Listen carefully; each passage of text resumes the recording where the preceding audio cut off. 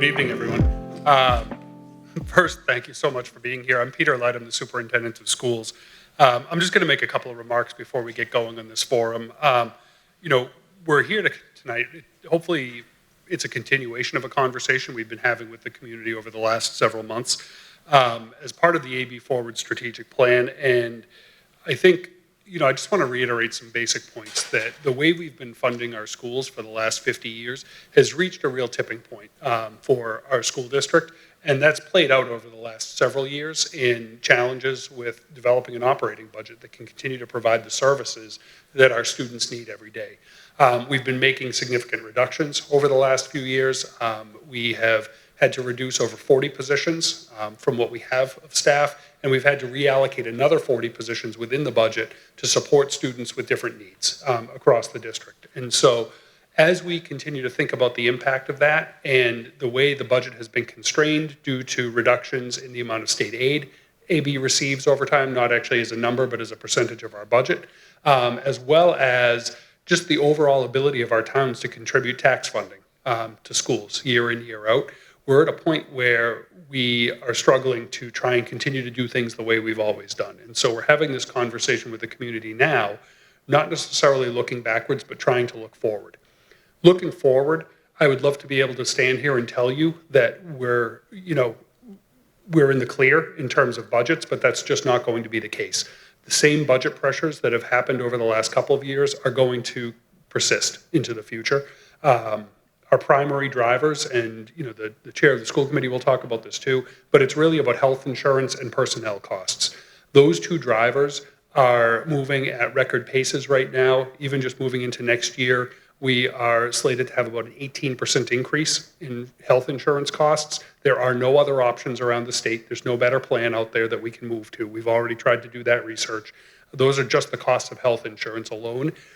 Just that one number makes up over $2 million of increase in the school district's budget. Now, that is unsustainable, and it's going to happen for the next several years because that's what the health insurance industry is doing to everyone. So we have those challenges. Personnel costs are in a similar place where, if you're paying attention in the news, educator salaries are on the rise across the state.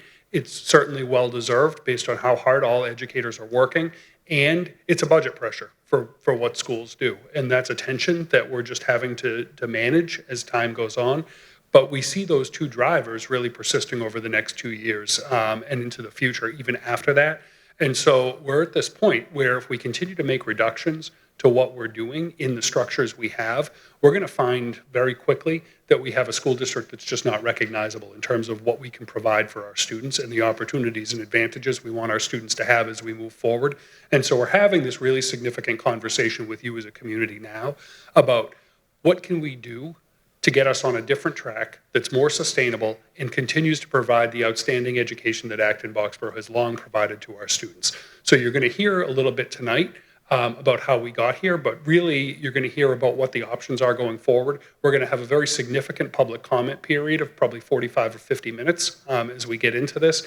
And we invite you to either ask questions, we invite you to make comments that you'd like us to consider and perspectives. This is not something that we can do alone. There's probably no right answer to this. Our system that we have today evolved over about 50 years to get to the place where we are right now. And we have great results for our kids. We have great programs. We have absolutely fantastic schools at every level of the district.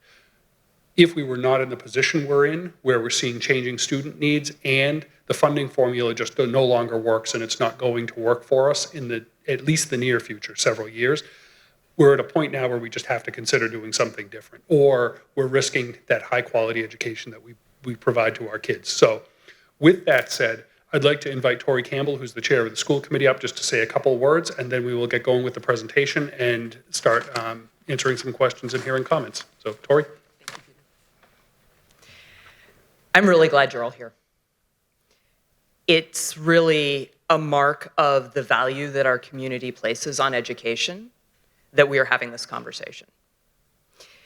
And I think one of the things that Peter covered really quite well is the situation we have with the budget is challenging. It has been challenging. It continues to be challenging. We are at the beginning of the budget cycle, and that healthcare increase pretty much eats up all of the new revenue that we get from Prop 2.5. And so that means we're in a pretty big hole. It puts pressure on us as we look at this process, which we started back last year, actually. And it makes us think about not just in terms of dollars, because none of these scenarios can fix this problem.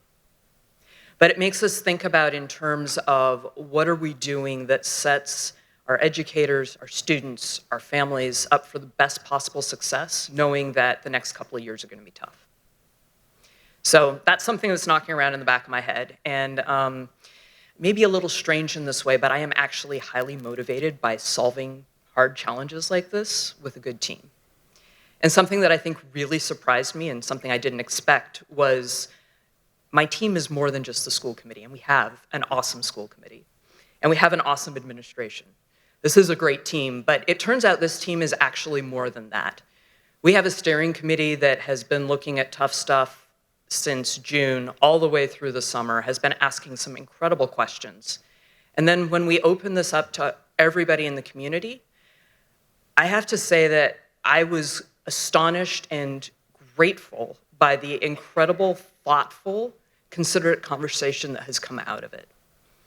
People are able to articulate, here's what this feels like looking at it from my own family's perspective, but I also recognize that I am a neighbor, that there are people that have other experiences and other values that are going to be important here too.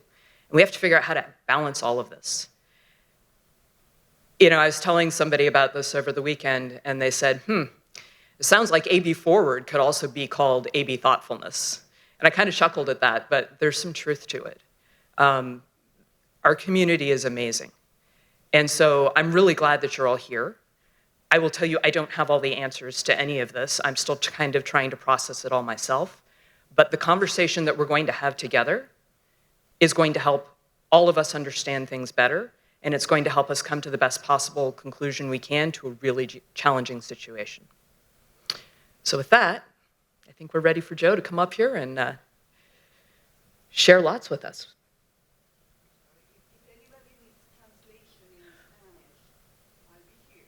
So if you didn't catch that, if anybody would like translation into Spanish, come on up because we can help with that. Thank you. Jeff.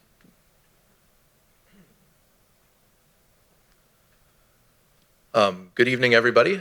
So great to be here with you. Thank you for all of those wonderful introductions. I would echo what both Peter and Tori said in terms of the thoughtfulness of all of the various community members in Acton-Boxborough throughout this entire process. It's a really special place, and for a challenging situation, you got a lot of really wonderful people involved thinking through what different kinds of solutions can really look like.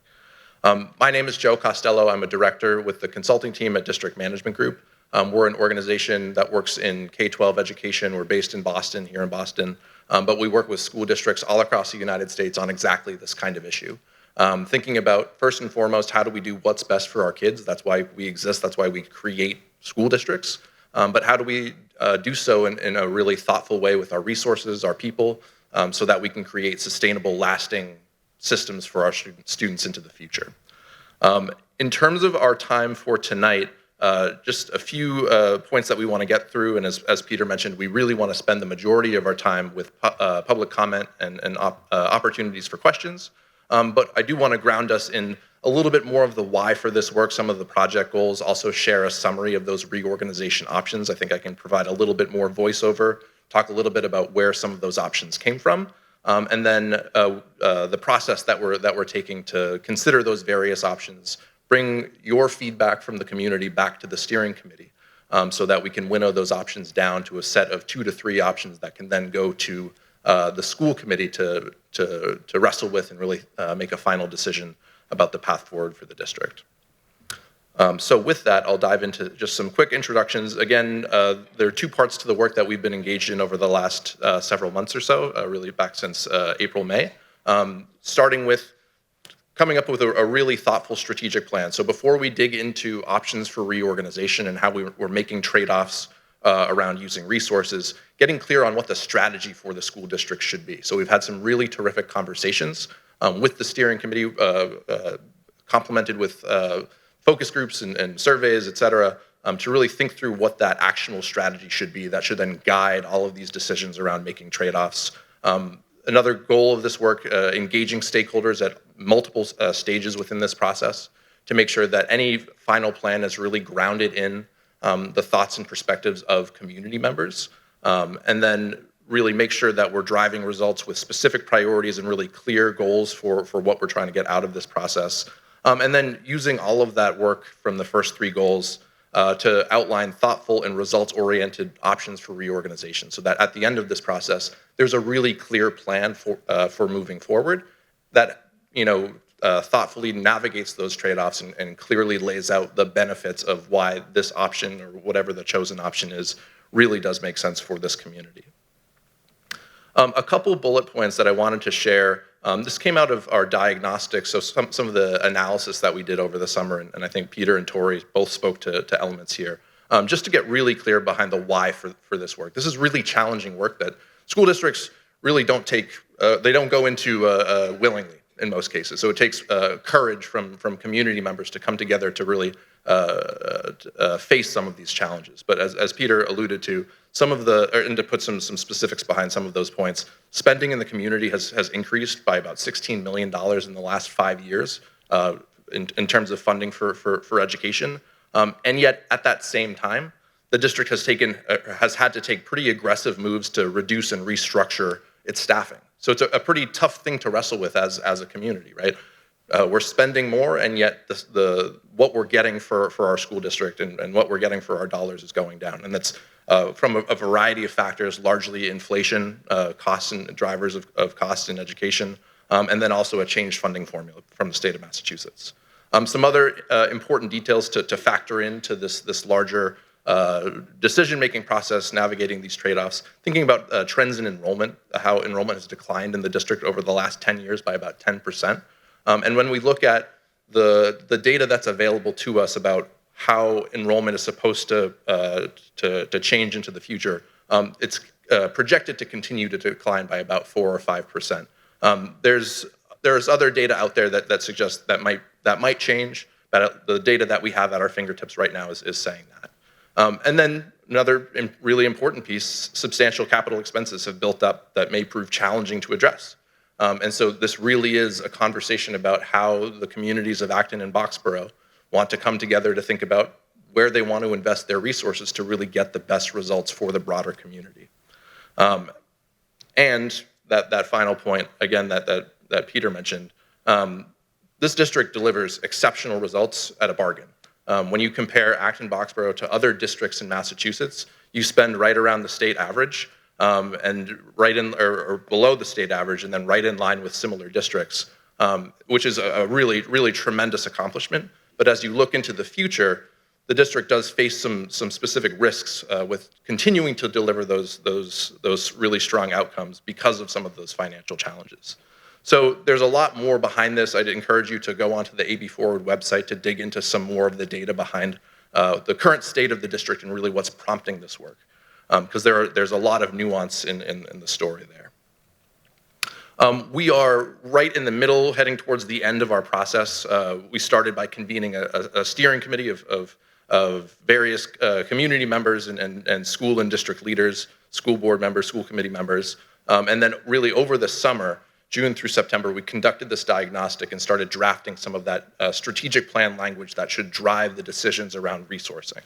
And right now, we have been able to pull together a really comprehensive set of options for reorganization because we wanted to, leave no stone unturned in terms of examining what the path forward for Acton-Boxborough could really be. And then we were really curious to get feedback from the broader community.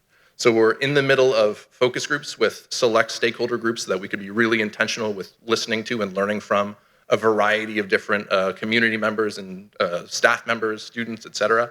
We'll also be launching a survey. We actually launched a survey today that will encourage you all to engage with. And then we're also hosting these community meetings, again, so we can get public comment, learn from you all about which of these trade-offs really resonate most strongly with you all so we can incorporate your feedback, distill that feedback down and bring it to the steering committee and ultimately the school committee to make some of these final decisions, really gearing towards presenting the final set of 2 to 3 options to the school committee in December, and then sets the school committee up to make some decisions, really looking for early January or so timeline.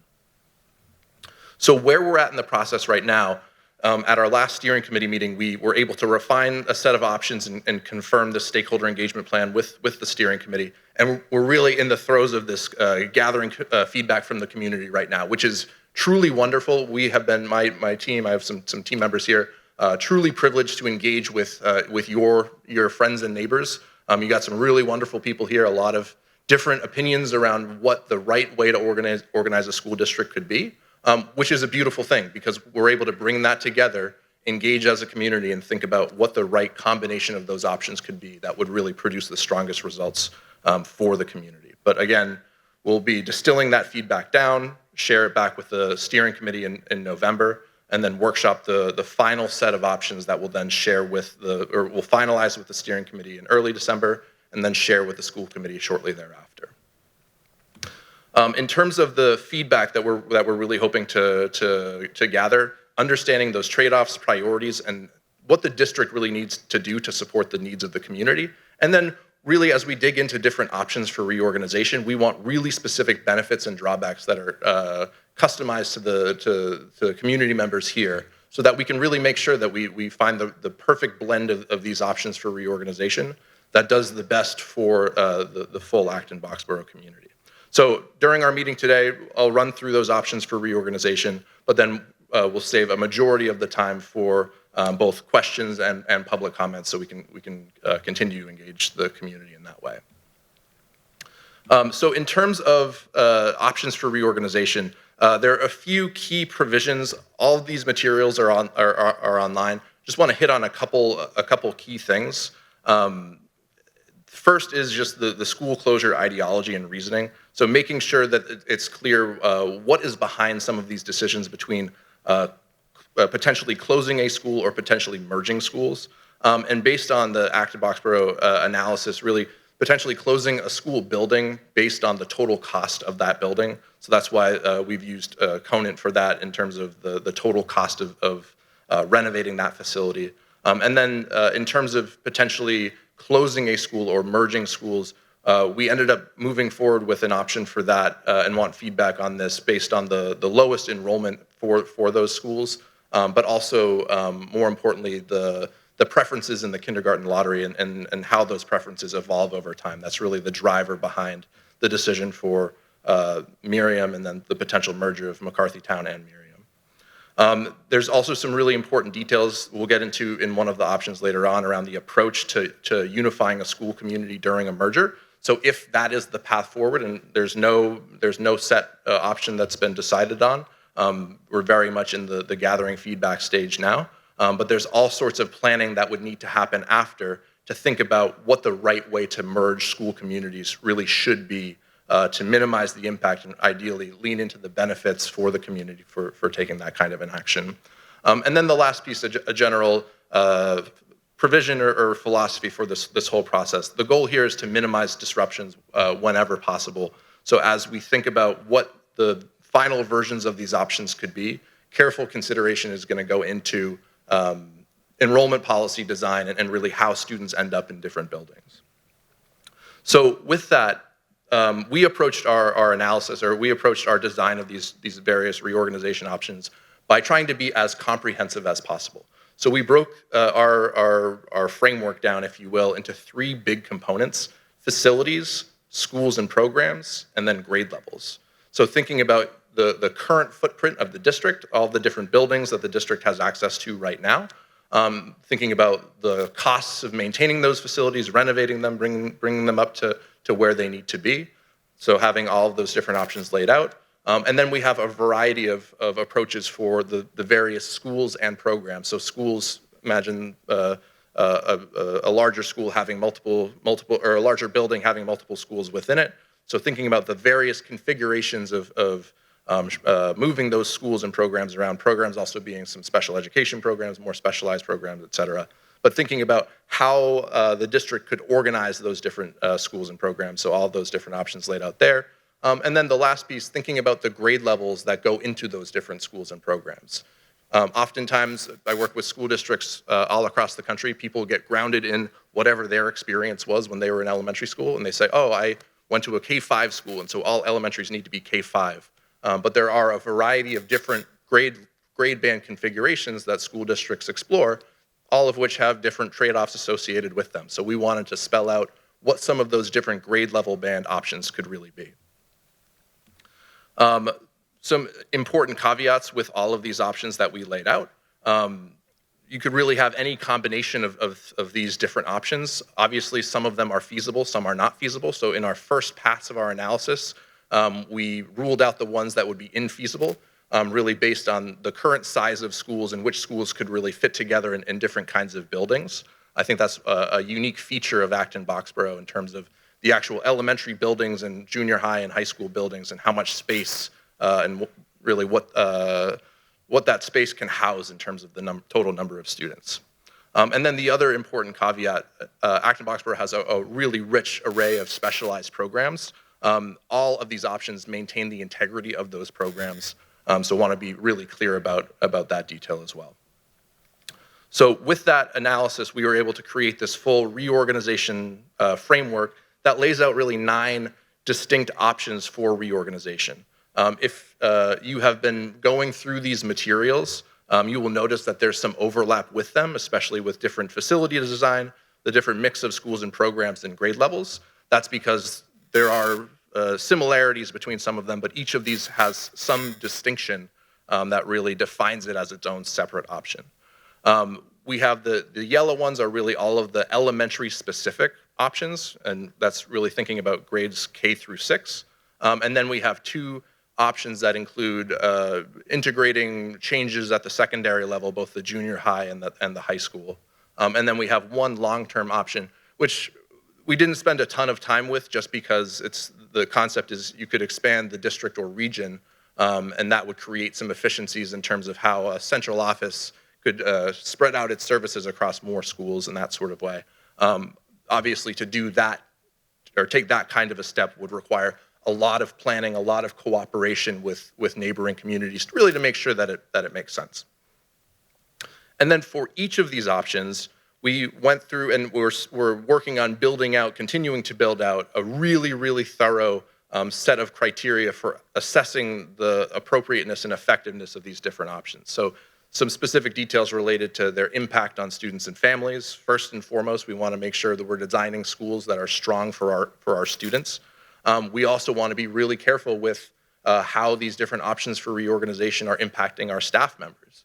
You know, in our conversations with the community, people keep coming back to how important teachers, administrators, staff members more broadly are, and how they really define the schools here. So we want to make sure that any model for reorganization really does put that value on staff members. Then some other implications for curriculum materials and support, especially for some of those grade level banded ones. If you were to have all lower elementary school kids, grades like K through 1 together in one building, what would that mean in terms of how you might redesign curriculum materials, supports for kids, things like that.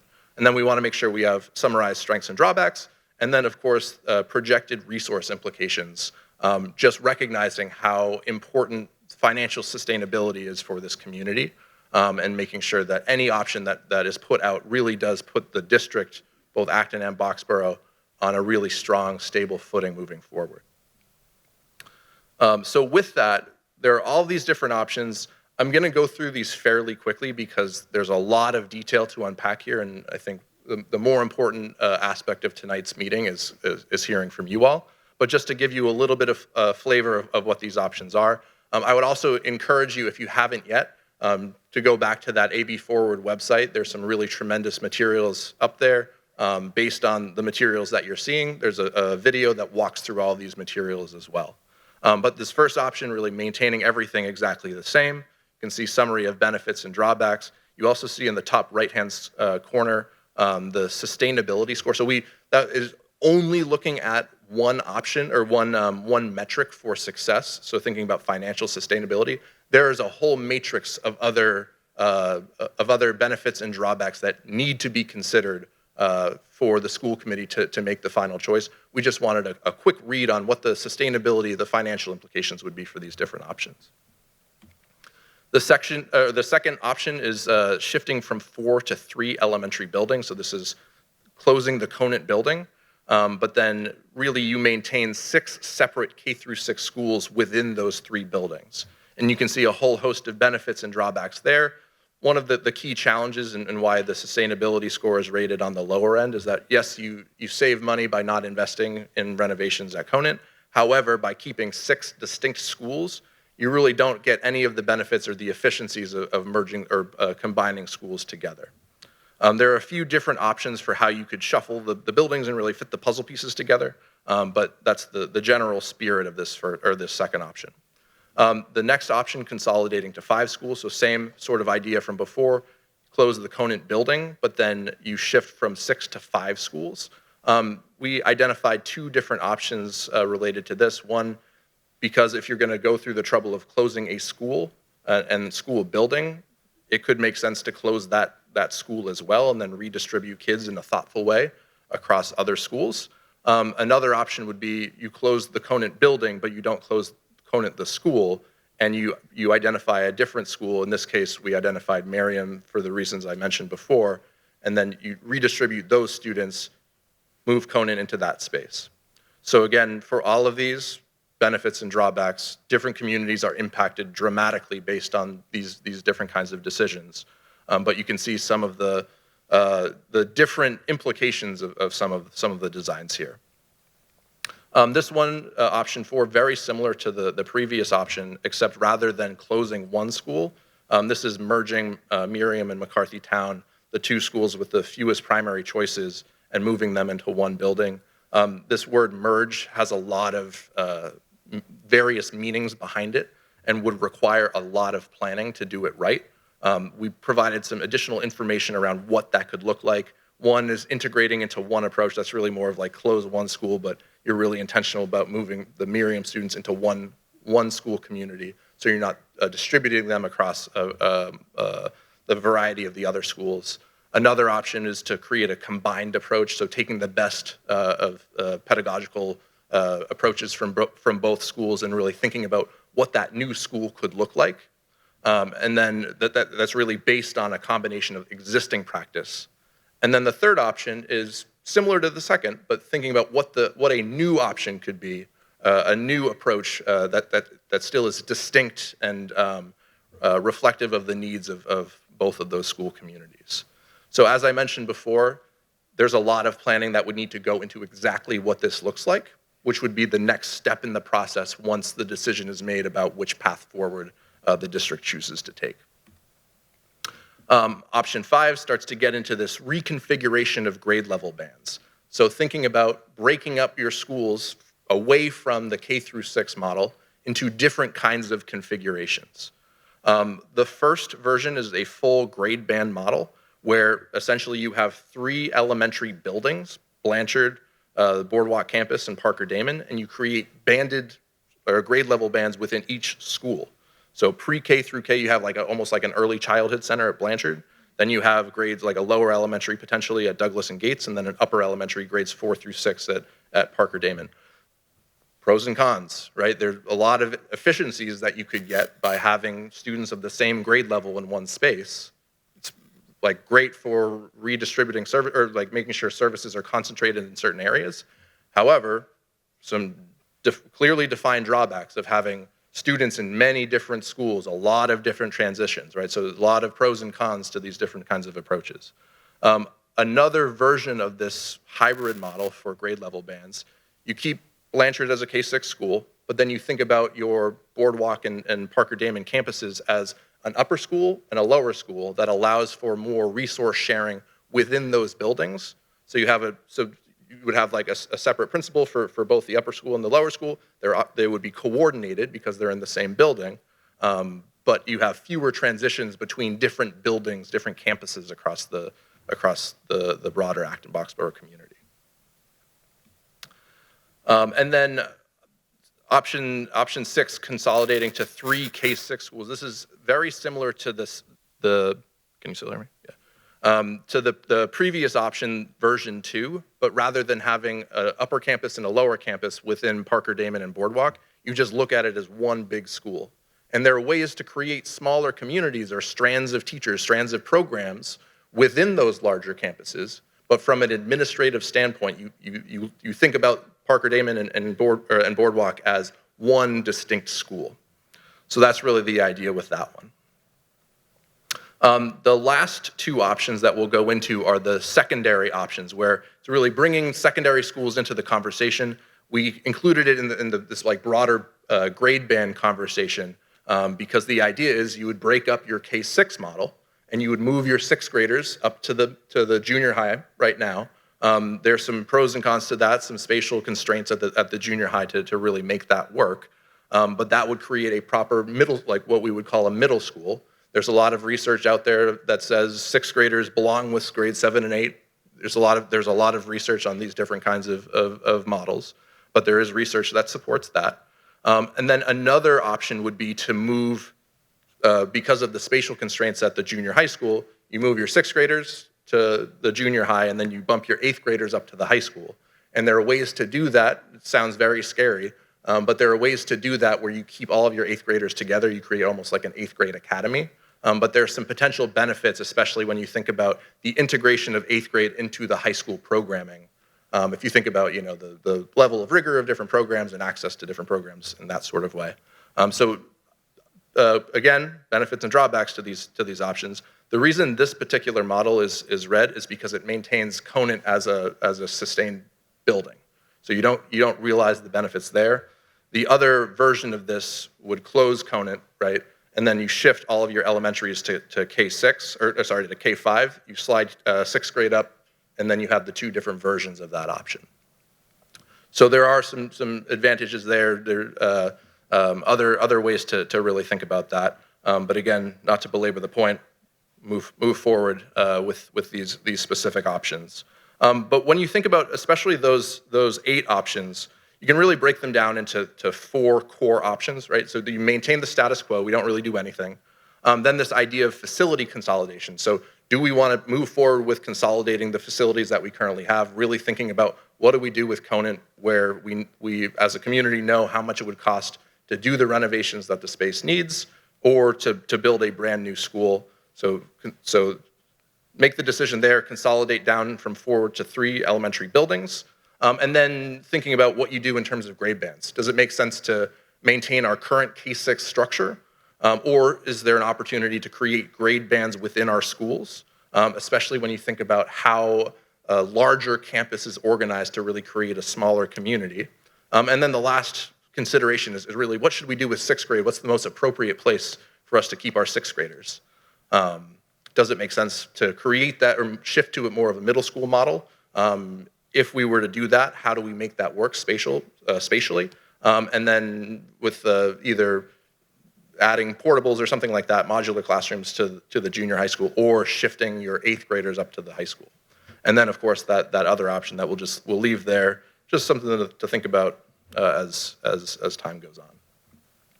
The last piece with this is thinking about what all of these options mean for enrollment policies.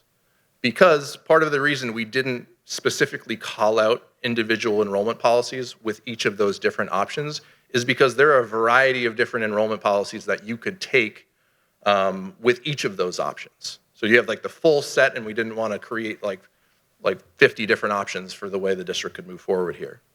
But food for thought for the next step in this process, like once you have the design of your schools, how do you determine which students go where? Option 1, you maintain the same exact kind of open enrollment lottery, and entertain some modest procedural changes based on the new design of your buildings, or the new design of your school. Another variation on that, you maintain core elements of your open enrollment model, but you restrict it to the building and not the individual school. So that would go really well with like the grade banded models, et cetera, where all K through 2 students are going to be in the same set of programming within like the Boardwalk campus, something like that. Another option, district assignments using internally designed placement methodologies. So really the district comes up with its own sort of system for determining which students go where based on a variety of different kinds of factors. And then the last option, which is more typical in a lot of your neighboring communities here, geographic zone assignments. And pros and cons to all of these different options. There's a lot to be said about students who live in the same neighborhood going to school together. But again, pros and cons with all of these different approaches. Main takeaway for tonight, whatever the option that the community moves forward, or the school committee moves forward with, would have specific implications laid out for what the appropriate enrollment policy would be that determines which students go where. So that's a summary of all of those different reorg options. Before we go into public comment for both comments and questions, I do want to plug the survey that we created. I'll show a QR code for it. Really has 4 main sections. Number 1 is with all of those options that we just walked through, we want to hear from you. How do those options stack up against one another? There's some questions for ranking from least to greatest, which of those options you would prefer, and then we want to hear from you. There's space for providing really specific feedback. We want to hear your concerns with those different options, or which of those options do you think would be best. And then for the second one, this is really digging into understanding the trade-offs. We have a list of pre-selected trade-offs that we believe, or that have really surfaced in all of our various conversations. So not exhaustive, but a good starting point. We want to know which of these trade-offs really matter the most to you as you're thinking about how the school committee should make these decisions. Both what are the top potential benefits, what are the hardest trade-offs to deal with. Again, with this one, there's space for open response so you can really elaborate on your answers. And then the third larger chunk is district support. So considering ways that the district can support the community through this process, highlighting some specific ways the district could modify its approach to really make sure that it's a people-first sort of model here. We're doing what's best for kids, minimizing disruptions, but also creating a strong, sustainable path forward. And then the last piece, we want demographic information. This is really so that we can make sure that we're reaching all corners of the community. We want to make sure we're getting representative feedback in our survey. Just key points here, the what, the why, the how. This is all through Thought Exchange, which is an online platform. The survey will be deployed from October 21st through November 7th, so about 2.5 weeks. Please tell your friends, your family, your colleagues, people who live in Acton-Boxborough to respond to this so that we can get really solid feedback. Here is the Thought Exchange link. Feel free to snap a picture of this. We also have some hard copies over there, which you can grab in a little bit. Should you, and we will be Peter and his team will be sending this out through all of the various channels for district-wide communication tomorrow so that everybody can have access to this. So with that, I'm going to transition over to the public comment portion of tonight. We have 2 microphones here. I'd like for people who have specific questions about any of the materials that we just shared to come to the microphone on your left. And then if you have specific comments that you want to make sure get out to the broader community, please come to the other microphone. We'd like to limit comments to 1 minute, just to make sure that everybody has a chance to speak before we have folks jump in again. Peter, any other framing you want to provide before we dig into that? Fantastic. Hi, just to sort of get the ball rolling, I feel like there are 50 different things that could each independently be an hour-long info session. And my interpretation reading the slideshow is that some of these ideas are more you guys telling us you considered them than ideas that are actually being treated as heavily in contention. And to focus the conversation more, is that accurate? Are there some ideas that are, yes, they're there and they were considered, and if there was an outpouring of support, you'd consider them more thoroughly, but at the moment, we're kind of leaning towards, no, these kind of are mostly off the table and we can focus our attention elsewhere? Are there ideas that are more likely? Is there a way to sort of focus the conversation more productively by focusing on the things more likely in play? Thank you. Do you want to go first? Why don't you do? Okay. So I think that's a great question. I think as I look at this, I think that I don't know as though we would, based on like values, necessarily rule any in or any out at this stage. What I think is, and I've certainly played this out like from an operational standpoint, there are certain scenarios that would be more challenging or less challenging to implement operationally. I think one example would be to try and fit 6 schools into one fewer building would be pretty challenging operationally. It would certainly mean that more students would have to be transferred around the district just because we're really limited by the actual space in all of our buildings. Similarly, if we wanted to move our 6th graders to the junior high and keep 7th and 8th grade at the junior high, we don't currently have the physical space to do it. There are mechanisms to either use modulars or to build onto the junior high, but operationally the costs of doing that go up. And so that's why you also saw in that sustainability scale, there are changes with how that works. So I think there are, certainly things that could be either operationally easier or harder. I will say that short of those 2 options, I think they are all operationally feasible for us to get to. There are certainly nuances and challenges that have to be worked through based on any option. So as the politician on the stage, I'm going to tell you that we are meeting tomorrow night with the school committee, both select boards, and both finance committees.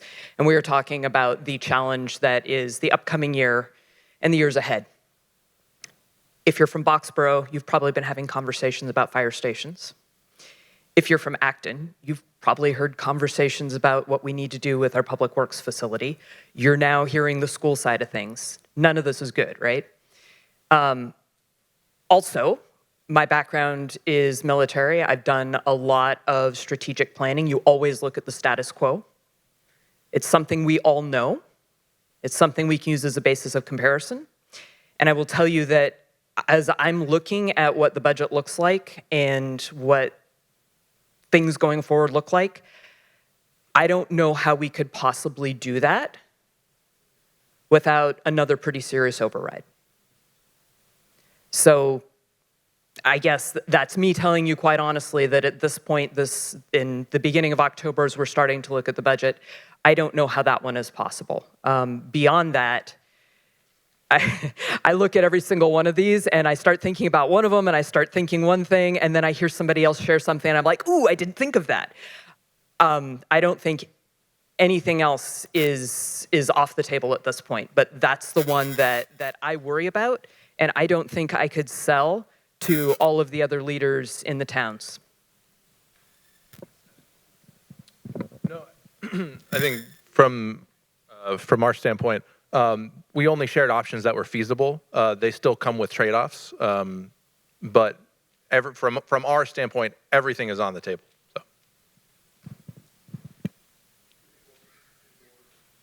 Maybe go over to this side for a comment. Sure, thank you. And actually, I have kind of a comment and a question, and I just didn't know which line to stand in, so here I am. But first of all, thank you guys for being here to kind of walk us through the different options. My name's Ken. I'm a parent of 2 children at the Conant Elementary School, and it's very clear to me that we have to do something, right? And I think you just reiterated that, and that's very clear. Where I'm coming from as both an appreciation for the process, but also a parent who is in this community that is very clear will be at very minimum displaced in terms of location. That at least to me seems pretty clear. We can't keep all the facilities open. The thing that I keep coming back to is the Conant community is a nationally recognized blue ribbon school that has excellence in academics. It is a community that we as a family chose because it actually serves the most diverse population within the Acton-Boxborough community. And I know that you guys made reference to any merger or integration kind of being treated with care. I also wonder about what are the aspects of where we are best practice that is creating these disproportionate, really good academic outcomes. How do we preserve that? And I think that needs to be a pretty central conversation to any option that we talk about. Of course, it has to fit within the financial guardrails, but the reality is it seems like we are on a path to potentially having to reflect on this again 5 years from now. And that to me is just concerning. And so how do we preserve those pieces that give us as parents and a community really, really strong kind of feelings of confidence that we are on the right path, regardless of the fact that we need to make some changes today. So that's my comment. I'm concerned that we're actually not having that conversation. The question that I had is more around how are you starting to think about community either preservation, integration, or really just thinking about each of the communities having some sort of special sauce that makes them important? That feels like a really big part of what we need to get to, and I'm just not clear on how we're thinking about that. Thank you. Sure. I think I might have heard like 3 or 4 questions in there. I'll try and see if I can remember them. I'll start with the last one about how do we create these intentional communities. I think, quite honestly, we need to first answer some questions in the big scale about how do we want our schools organized, because how you would then create intentional communities if we were either, closing one school and building, or we were merging schools, or quite honestly, if we were moving to a larger, like a grade band model, you'd have very, very different approaches to how we create those communities. And so you really, until we know what we want our end destination to look like, we don't know how we're going to create those communities. There's just a lot of uncertainty in that, and I'll be the first to tell you, we're not going to have clear answers on that until we know where we're going. In terms of kind of the first question about, thinking, Conant and the nature of Conant and why parents chose Conant and keeping that community together, as this is my 8th year in this district, and I've spent a lot of time talking to PTOs, parent communities in each of the schools over the years, whether it was Boardwalk, as that was either getting constructed or we were having to, close down classrooms at Gates and intentionally shrink the Gates community for a period of time because of the construction, or whether it's talking to Miriam families or McCarthy Town families about the really unique nature of those programs, or kind of the Boxborough connection to Blanchard. Every single one of the school communities exists in kind of a perfect state right now to serve the needs of the families and students who go there, because it evolved over time based on those families' priorities. And so the hard part of the conversation we're having is anything that talks about closing one school or keeping another school open is so values laden based on different community members and perceptions that people have about why they chose a school. And that is, to me, one of the hardest parts of having this conversation in a community that has this kind of open enrollment school choice type policy. Is you develop some real passions for why a family chose a specific school, and those are generational. We're at a place now where families who are with us now went to school in these same schools under the same circumstances, and so it just makes that conversation much more complex. The only answer I have is it needs to be community feedback that helps us and eventually the school committee come to decisions around what the best structure moving forward is, because it was the community that created these smaller school communities, so we have to now figure out what to do next with it, which is hard and it's challenging, and but I also know from 8 years of being here, if there's any community that's up to doing hard and challenging things on behalf of kids in schools, it's certainly our community. So thinking about your question about what you said about the quality of the educational experience here in Acton-Boxborough. 2 years ago, when Acton first started looking at its override, a lot of people came to talk to us, and that was my first year on the committee. And I'm kind of a data geek. I don't necessarily just believe things that people come up and say at microphones because they're saying them at microphones, so there goes our credibility. But I went out and I did a lot of research to take a look at how do we stack up, and came back out of that really understanding the strength of this district. I think we're wrestling with all of these different options because we've never done them before, so we don't know those answers yet. But one of the things we're doing is bringing another group in to take a look at all of these scenarios and help give us some feedback on what does that look like for student outcomes? What do we see across the nation where other people have these types of organizations? What works, what doesn't? What are the questions we ought to be asking? I will add that some of the research that's out there doesn't necessarily fit our community. I've read some stuff about, that transition to junior high it doesn't seem to go very well, and student performance drops, and we have social emotional problems. And when we look at the youth health behavior risk survey, I'm sure I'm messing that up somehow, but when you look at that, our middle schoolers are doing awesome. And when you look at sense of belonging and how they feel about being in junior high, they're doing great. It doesn't match the national research. So we are going to get some more input into that. But I think the other piece of that I take away from this is that we, Acton-Boxborough, are a unique community. We are really engaged in education. We are having this conversation. And we can take whatever we see that's out there and we can figure out how to make it fit for us.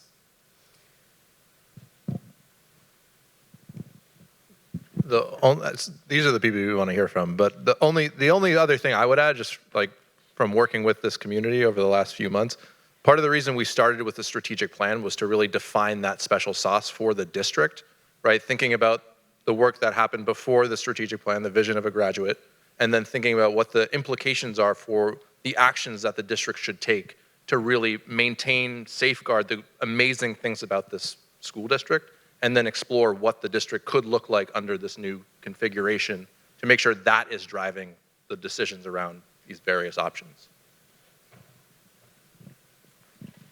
Hi, thank you for having us. Oh, mic working? Okay. Thanks for having us, and thanks for all the great work that you've done and are doing.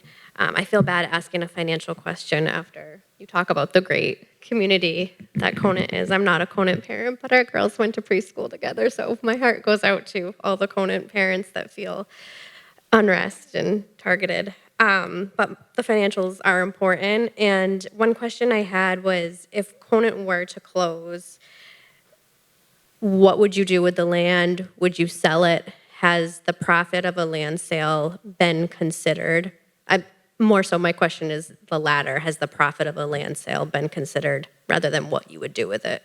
Because we clearly need money, right? No, so, right, and that's the hard part of all of this. No one thinks that money is the answer to all of our questions, but it's certainly, if we don't have money, we can't do what we want for kids, right? So it needs to be in that conversation.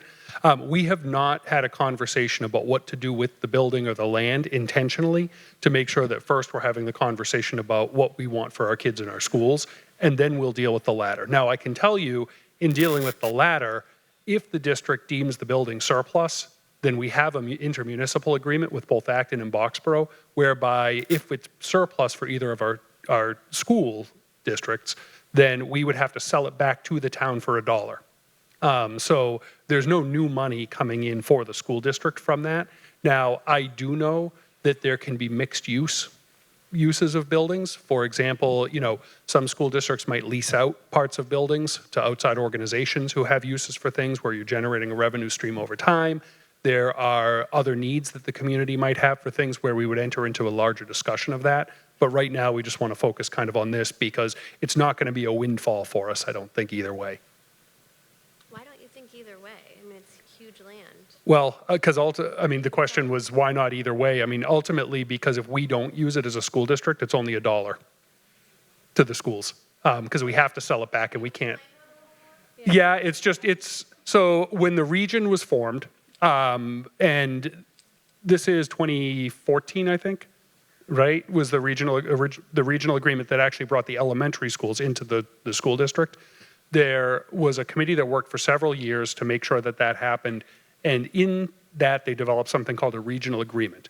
And that specifies, how we charge the two communities money for the students that attend. It specifies the makeup of the school committee, how they vote, how, we do all of our operations. And one of the things in there it talks about is the facilities in the community.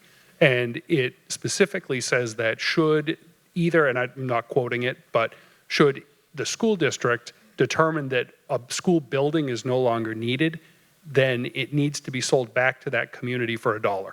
So if we were to somehow close Blanchard, which would be really challenging because we have to operate one school in that community, then we would have to offer Boxborough the opportunity to buy Blanchard for $1. If we closed any school in Acton, then, and we had no more educational use for it, we would have to offer the town of Acton an opportunity to buy that building for $1. We can't change that price, and that was negotiated long ago, and we're within that constraint. So then it'd be up to the town. It would be in the town's hands to determine what to do with it. Correct. Got it. Yeah. But the town could give the money to the schools, right? Like, yeah, sorry, I'm just yeah. not understanding. Isn't that the town has first right?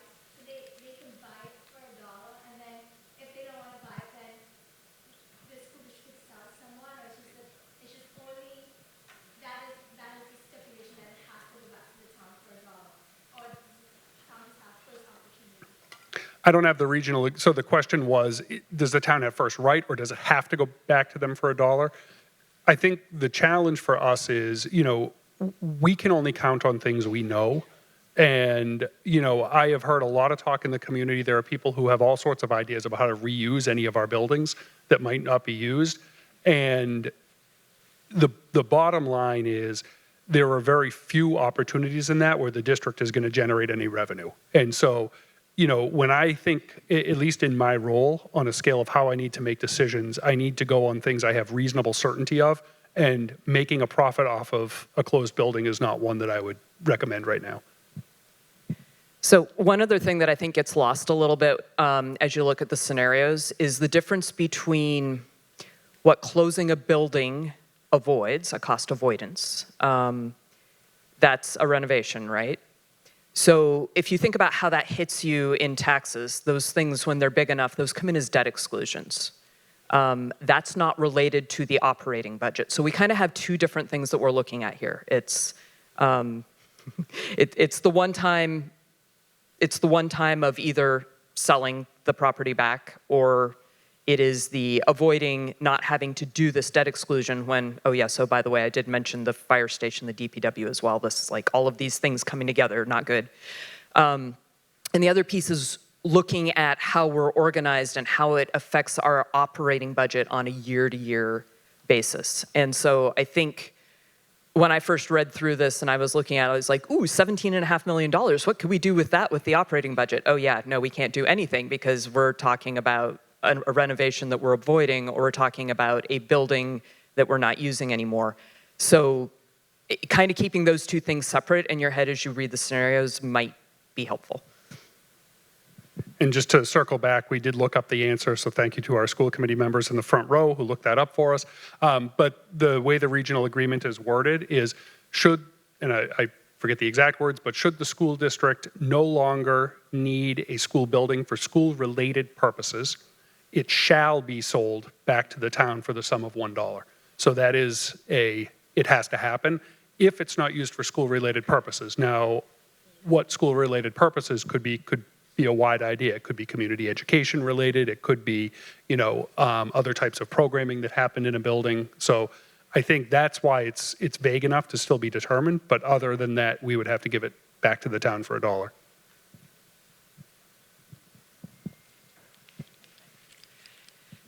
I just wanted to thank you for the presentation. I found it really helpful going from zero to getting a sense of the options. I was just wondering, because this is ultimately about the financial situation, if there is another document that has more information about the different options, particularly before we do the survey, just having a little bit more nuanced of, and I understand there's lots of variables that are still to be worked out with all of those, but is there anything else to dig into on the financials? There's not specifically on financials, and that it's a great question. I think one of the reasons there's not specifically on financials is there's two pieces to the financial puzzle that have to evolve over the next several months. One is, what does reorganization look like? And what are any avoided costs of reorganization? And how does that play out in the future? But the other piece that's really significant that can't be separated is also, what does our budget look like? And what are the decisions the school committee would have to make? And so I know we've had that question come up in a number of different forums saying like, well, what specifically would be the impact on staffing if you chose this option? The bottom line is, until we also know the budget, we can't have a conversation about specific staffing levels until we also know what our budget numbers look like. And so, all we know right now is based on the current plan in the town of Acton with Acton Leadership Group, there's like a $4.5 million gap on just the town of Acton side, and then Boxborough's in a position where they're talking about potentially needing an override. And if that doesn't pass, we would be in the same situation we were several years ago with a B budget scenario. So there's just so much uncertainty around that. I will say the concept of sustainability, and you will see some broad numbers up there, those are relatively accurate. I think, we've been working through the specifics at the school district level. Those are generally kind of conservative estimates, what you're seeing on the slide of potential avoided costs. But they're reasonably accurate to be thinking about. Okay. But, the hard part is, and I want to be really clear about this because I don't want to set up false expectations. If we avoid $800,000 worth of costs by choosing a reorganization option, that, at least based on what I know today, that does not cover what we're going to have to do in terms of the budget development, in terms of other costs that we have to think about. It's going to be a really challenging situation. And it kind of, I think, deflates a lot of hopes that we would have that just by reorganizing, we're also solving the long term. What we're really trying to do is mitigate any future damage to this and really think about in what probably, based on what I'm hearing around the state and I'm hearing around the country at this point, we have several challenging years ahead of us. What we're really trying to do is think about how can we consolidate our resources the best way to provide the best possible education to kids and get the resources in our hands of our teachers that need them. So, sorry, I don't have more specifics. Okay, thank you. And if you want to listen to the school committee wrestle with this is on the agenda for Thursday night. It will be broadcast on ActonTV.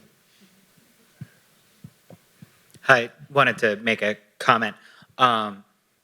In terms of the discussion around what school might be chosen for elimination or what schools would be chosen for combining, it sounds as though, based on your presentation, based on the slideshow, that is going to be based heavily on, or based on the wording today, entirely on the linear ranks of student preferences.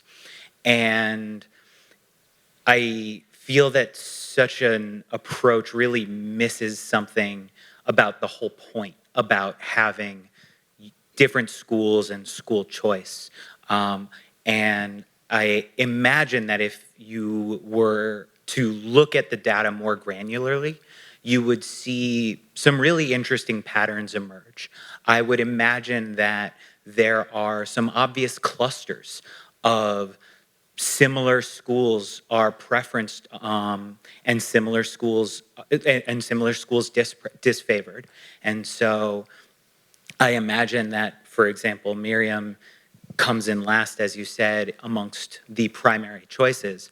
But I imagine that people who favor Miriam have a much different ranking than the other people at large.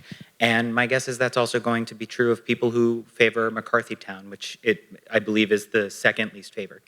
And so I think if we're going to be keeping individual schools but closing one, that an approach where you're just looking at the linear ranks, we're kind of missing the whole point of having school choice. And there are some families, mine included, that really was seeking something a little bit different than what I felt a lot of the schools were offering. And I hope that gets considered more so than it sounds like it was based on what I saw on the slideshow and the wording of the presentation. Thank you for doing this. Yeah, no, I think you're making a great point, and I think you saw a variety of different options up here based on kind of what might have seemed obvious to someone, but was not so obvious to someone else, right? And I think that's one of the challenges of this whole process. I think there are also scenarios where it's just close the oldest school, right? And then there are scenarios that say, actually, rather than closing one school or merging schools, let's think about something totally different. And so what I think can come across is that the thing that we worry about the most can seem amplified in a presentation. What I would assure you is all of these options are being considered equally. And, you know, even in my own mind, I could go back and forth between 3 or 4 different options in a day as to what I think might be the right answer for this community, because I think it's a really challenging situation. I think, you know, one of the defining things of our community is that open enrollment model, because it's something that it's rare in school districts. And I would put rare in probably less than 5% of school districts around the country might have something like that. It might even be a lower percentage. Yeah, so, you know, if that's the defining model, then something we felt like we needed to consider in the process was to have a decision-making schema based on that defining model. And it doesn't mean that's what we land on, but we thought if we didn't unearth it, someone in the community certainly would and ask us why we didn't consider it.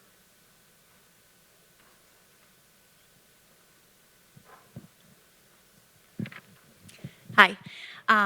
I think my question kind of dovetails off the last one about consolidating resources, as you mentioned, and I was just wondering if you could give some specific examples about how combining schools can save money. Specifically, just from my outside view, it seems like if you're combining 2 schools, you're keeping the same number of kids. That implies that there are teachers currently who have room in their schedule to take on more students, you know, by combining 2 buildings, or administrators who have time in their day, or, you know, special educators who have room in their caseload. So I'm just wondering how that could save money, but also not compromise the education that our kids are getting. Yeah, sure. So, you know, and let me say this, our staff work incredibly hard, and in each of the last 3 years, I have been saying to everyone, people don't have more capacity to keep taking more and more on, right? And yet, every year we have to make budget reductions. Someone is taking more and more on. And so, you know, there's no scenario, if we have to reduce the budget again by a significant amount, there's no scenario to make everyone's workload easier, right? It's impossible to do with less resources. The question of whether or not to reorganize thinks about how and where we're concentrating those resources that we do have available, as opposed to saying, well, we can make everyone's job easier or harder. I think, you know, areas of cost savings in a reorganization, administration, and kind of the overhead of running schools is certainly one, where if you have fewer schools that are operating and you can consolidate administration, there's opportunities for that. It doesn't mean you're not going to need administrators to run buildings. It's just a fact of life in the world we live in that you have to have some supervision of school buildings. So that was one area. The cost of utilities and the overhead of schools is another area of relatively significant savings on an annual basis. But that also goes to maintenance costs, upkeep, you know, how many custodians do you need? How many other types of services do you need that just go into supporting the school, office staff, things like that? There are ways to consolidate that, and if we're running one less school or we're thinking differently about schools, you can actually have some savings in those areas as well, and that's where you get a lot of that work. Additionally, and I'll give you an example. Say we had an elementary school in 2nd grade that had 3 sections of students.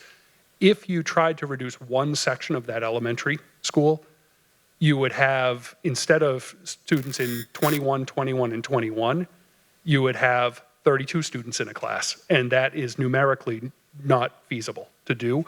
And so once you have students in schools, it's really hard to think about how you would have to reduce sections. And so keeping the number of classroom sections in the school is very difficult. If you had, you know, we have 17 sections of an elementary grade across the district. If you reduce one of those, then you actually impact class sizes by about like 1.2 students each. So it's between, most classes go up by 1 student, potentially 1.2. It doesn't mean that this is a fun conversation because there's actual people on the other side of when I talk about reductions, but when I talk about how to gain efficiency over a system, when you can cross an entire system and make the system bigger at a grade level, you actually gain efficiencies of how you place kids and minimize the impact on students in that. So I think that's just one of the nuances of how we might have to think about some of these options. And it's not just the reorganization causing it, it's also the budget that we have to consider. One other example I can think of is right now with 6 elementary schools, assuming you're even all learning the same thing at the same time, you could have 6 separate kids struggling with exactly the same thing. So say it's blending vowels and learning to read, right? And if they are in 6 different buildings on 6 different schedules, you are having 6 different one-to-one conversations to help them with that challenge. But if they're all in the same place, and they're all on the same schedule, suddenly you have a different option. And so something that has resonated with me in the steering committee meetings is that I am hearing teachers describe the situation as having this incredible breadth of student need and also depth. The idea that they can't even begin to figure out how to meet all of these needs and that they need backup. And right now it's really hard to provide backup just because of the way we're configured. And that is honestly for me one of the things that I'm struggling with, because I hear the conversations we're having about our school communities and what they mean to us, what we love about the way things are now, what we're hoping will continue. And I'm also thinking about that because, you know, back to that question of how do we maintain an amazing education system in Acton-Boxborough, that is a tension I am struggling with. Yeah, I think just underscoring that Tori's last point there of how you can maximize the impact of some of your specialists, especially when we're hearing from educators that they need more support, more specialized staff. Those specialized staff members need to be able to support a wide variety of students.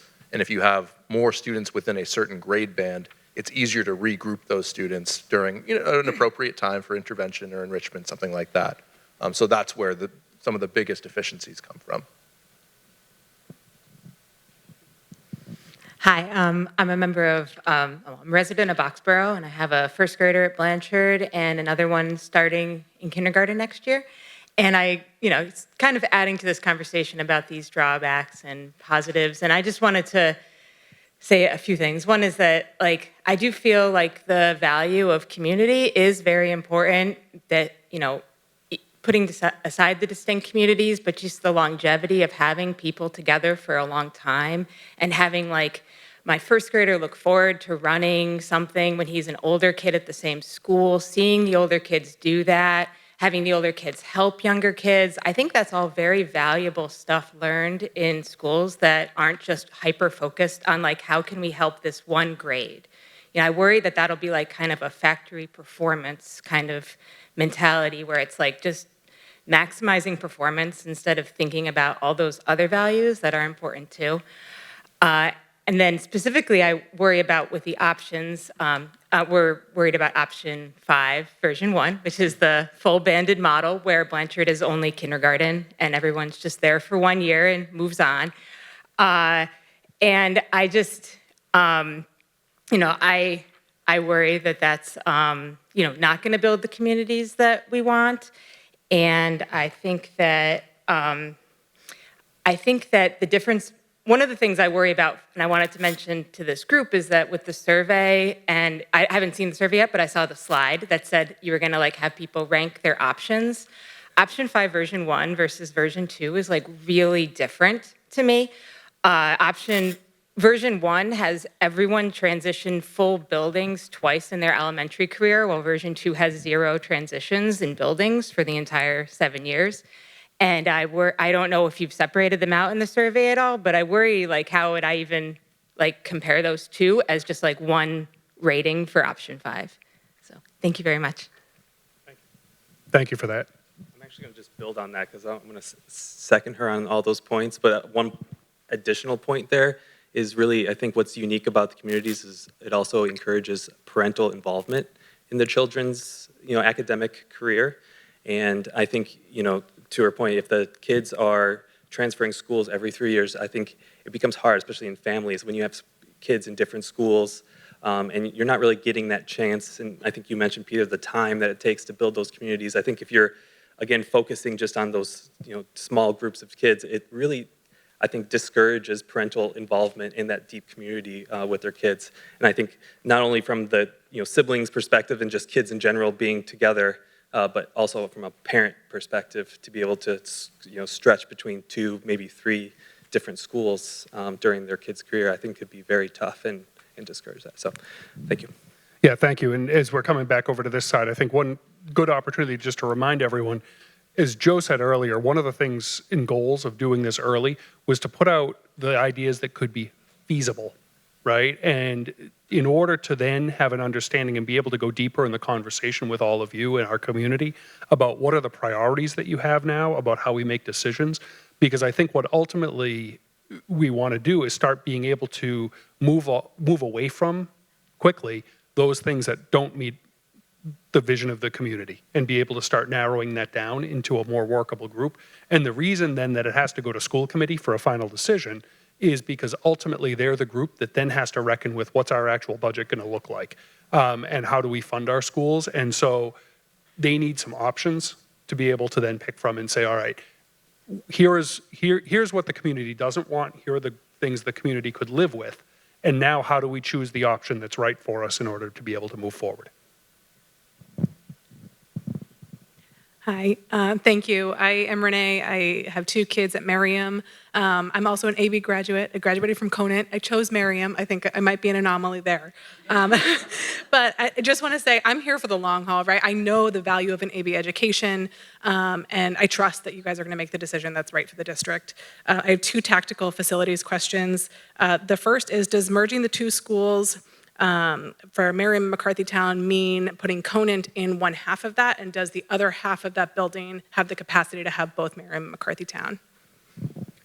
So I think, and Joe, you could clarify the slides. I think your understanding was that would be the idea, is you would merge Merriam and McCarthytown in that scenario and then move Conant into one of the vacant spaces.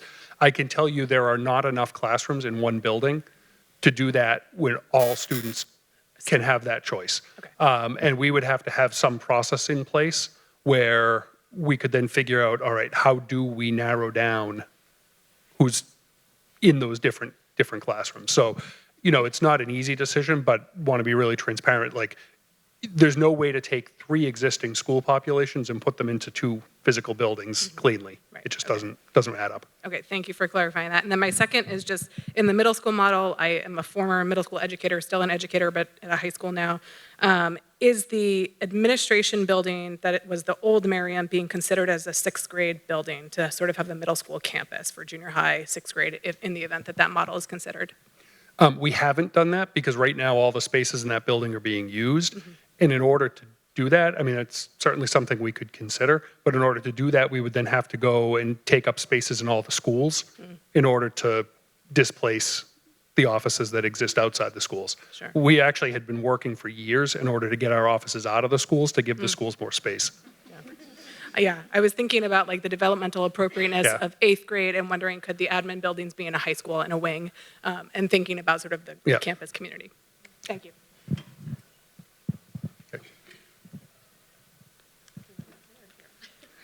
Hi, so I'm also a Merriam parent, and if I had my choice, I'd keep Merriam open, frankly. I chose it for a variety of reasons. It matches with my values. I also think it has strong evidence base for some of the more unique aspects of Merriam.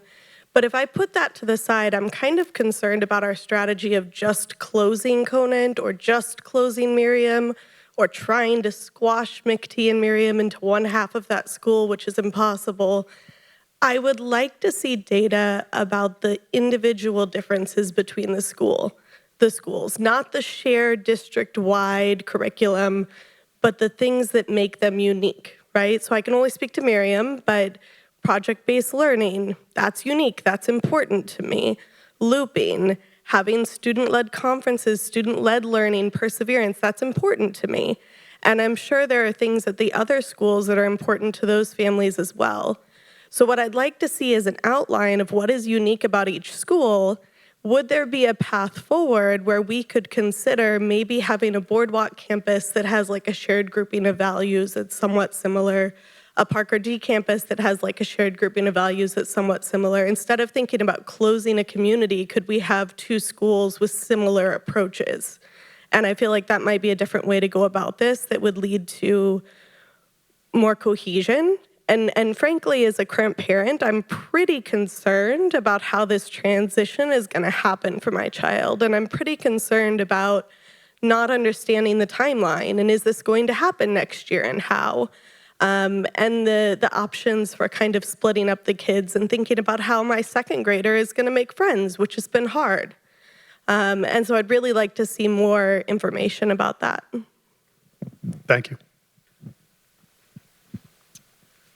Hi, my son is currently at Miriam. He's in second grade. I saw in the PowerPoint one of the longer-term planning options was expanding the region, and obviously that would take time and effort and long-term situation. But I mean, years ago, AB did have school choice. I don't know if that was considered, or the financial piece years ago was looked at to see if that could bring in any income and deal with the attrition rate or the population piece. Yeah, so that's a great question around school choice. And that's something we've actually talked about each year over the last several years as a consideration. I think one of the things, you know, when we talk to some of like the real veteran leaders at AB, when school choice had to end, it left a massive structural budget deficit as well, because all of a sudden, when you restrict school choice, now you have to go without the money, but you're compounding that with increasing costs at the same time you have a reduction in money. Mm-hmm. And so we have not wanted to pursue that because of that reason, because our feeling was if we're dealing with our own structural deficit now, the last thing we want to do is take in temporary money that then makes it worse later. So that was one of the reasons that we chose not to pursue it. Okay. Thank you.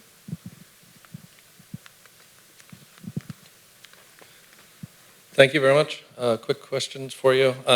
Just one thing, I do agree with the 5 version 1 and 2 are very different from a survey voting piece, and would have concerns about creating sort of transient students and parents through the school. So just one quick question for maybe a follow-up. Could you share the details of the focus groups, not now, but in an email or whatever, sort of who they are and what the composition of those is? Because I think there's more people in the waiting list than in the focus groups, most likely. And then the second one, which could also be a follow-up, you referenced the different models for school selection. Is there been an economic analysis of those, as these are kind of hand in glove going forward? Or is that something that could be shared during the feedback period as well? Can you say more about that last question? Yeah, so you had a couple options up there for school choice versus neighborhood schools versus whatever, which is a sensitive thing, but yeah, we're here because of economic distress, yeah, and so those have economic implications, I would assume. So we don't have to answer it right now, yeah, but that would be good. I can give you a broad answer to that of what we think at the district office, at least. If we moved to a neighborhood-based model instead of an open enrollment model, you know, obviously, you know, a downfall of that is kind of that model is why a lot of community members chose AB in the first place. It also, the model we have results in very, very long bus ride times compared to almost every other community around us. And so if you have a more neighborhood-based model, you cut down bus ride times, but you also can cut down transportation costs and overhead. Now, a caution there is because we're a regional district, our transportation costs are, you know, reimbursed by the state at a rate of usually between 80 and 90% a year. So, you know, if we save $1 on transportation, we're really only saving 10 to 20 cents. So the money alone on transportation shouldn't be the driver. I do think bus ride times are actually something to consider. Okay. No, thanks. And I guess the last comment, considering it's triggered by sort of economic distress, I'm surprised to see options that are not sustainable surviving into this phase of the process even. So something to consider.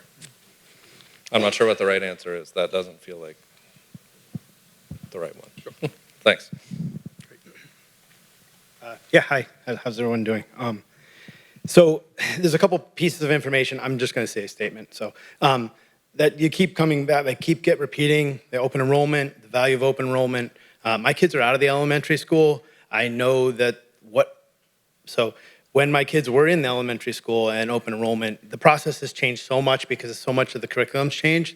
The value of open enrollment, it's still something that is put out there. It's just not there anymore to justify all of this. So I'd really like to dig into that and start providing some real numbers. Tell us what the differentiation is between the schools, because it's just not what it used to be. The other thing is, you're talking about 10 to 20 cents. It's not, it's millions of dollars. The transportation costs are millions of dollars, so it's not $1. So it's important to frame those numbers, what they really are.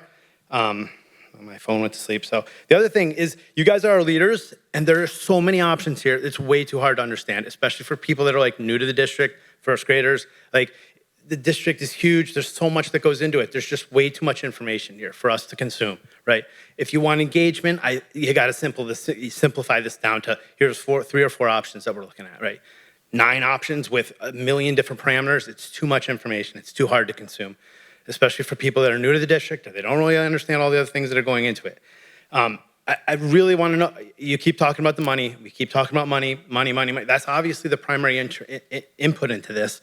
So having all these unsustainable options is not really time well spent. It's not really good conversation because we can't go that way because we don't have the money. We can't sustain it. That's why it says it's not sustainable. So you are our leaders. I want you guys to lead us in this conversation. I know there's a million different options and there's a million different parameters. So tell us what is important, what your value system is, and what you're trying to look at. Is it to save money? Is it to keep teachers? Is it to keep buildings open? I don't think we can keep a building open. So why are we entertaining that, right? So I'm asking you guys, pleading with you to please lead us as elected officials, as paid officials, as consultants. Please do that. So the other thing, everyone's going to be pissed off at the end of this.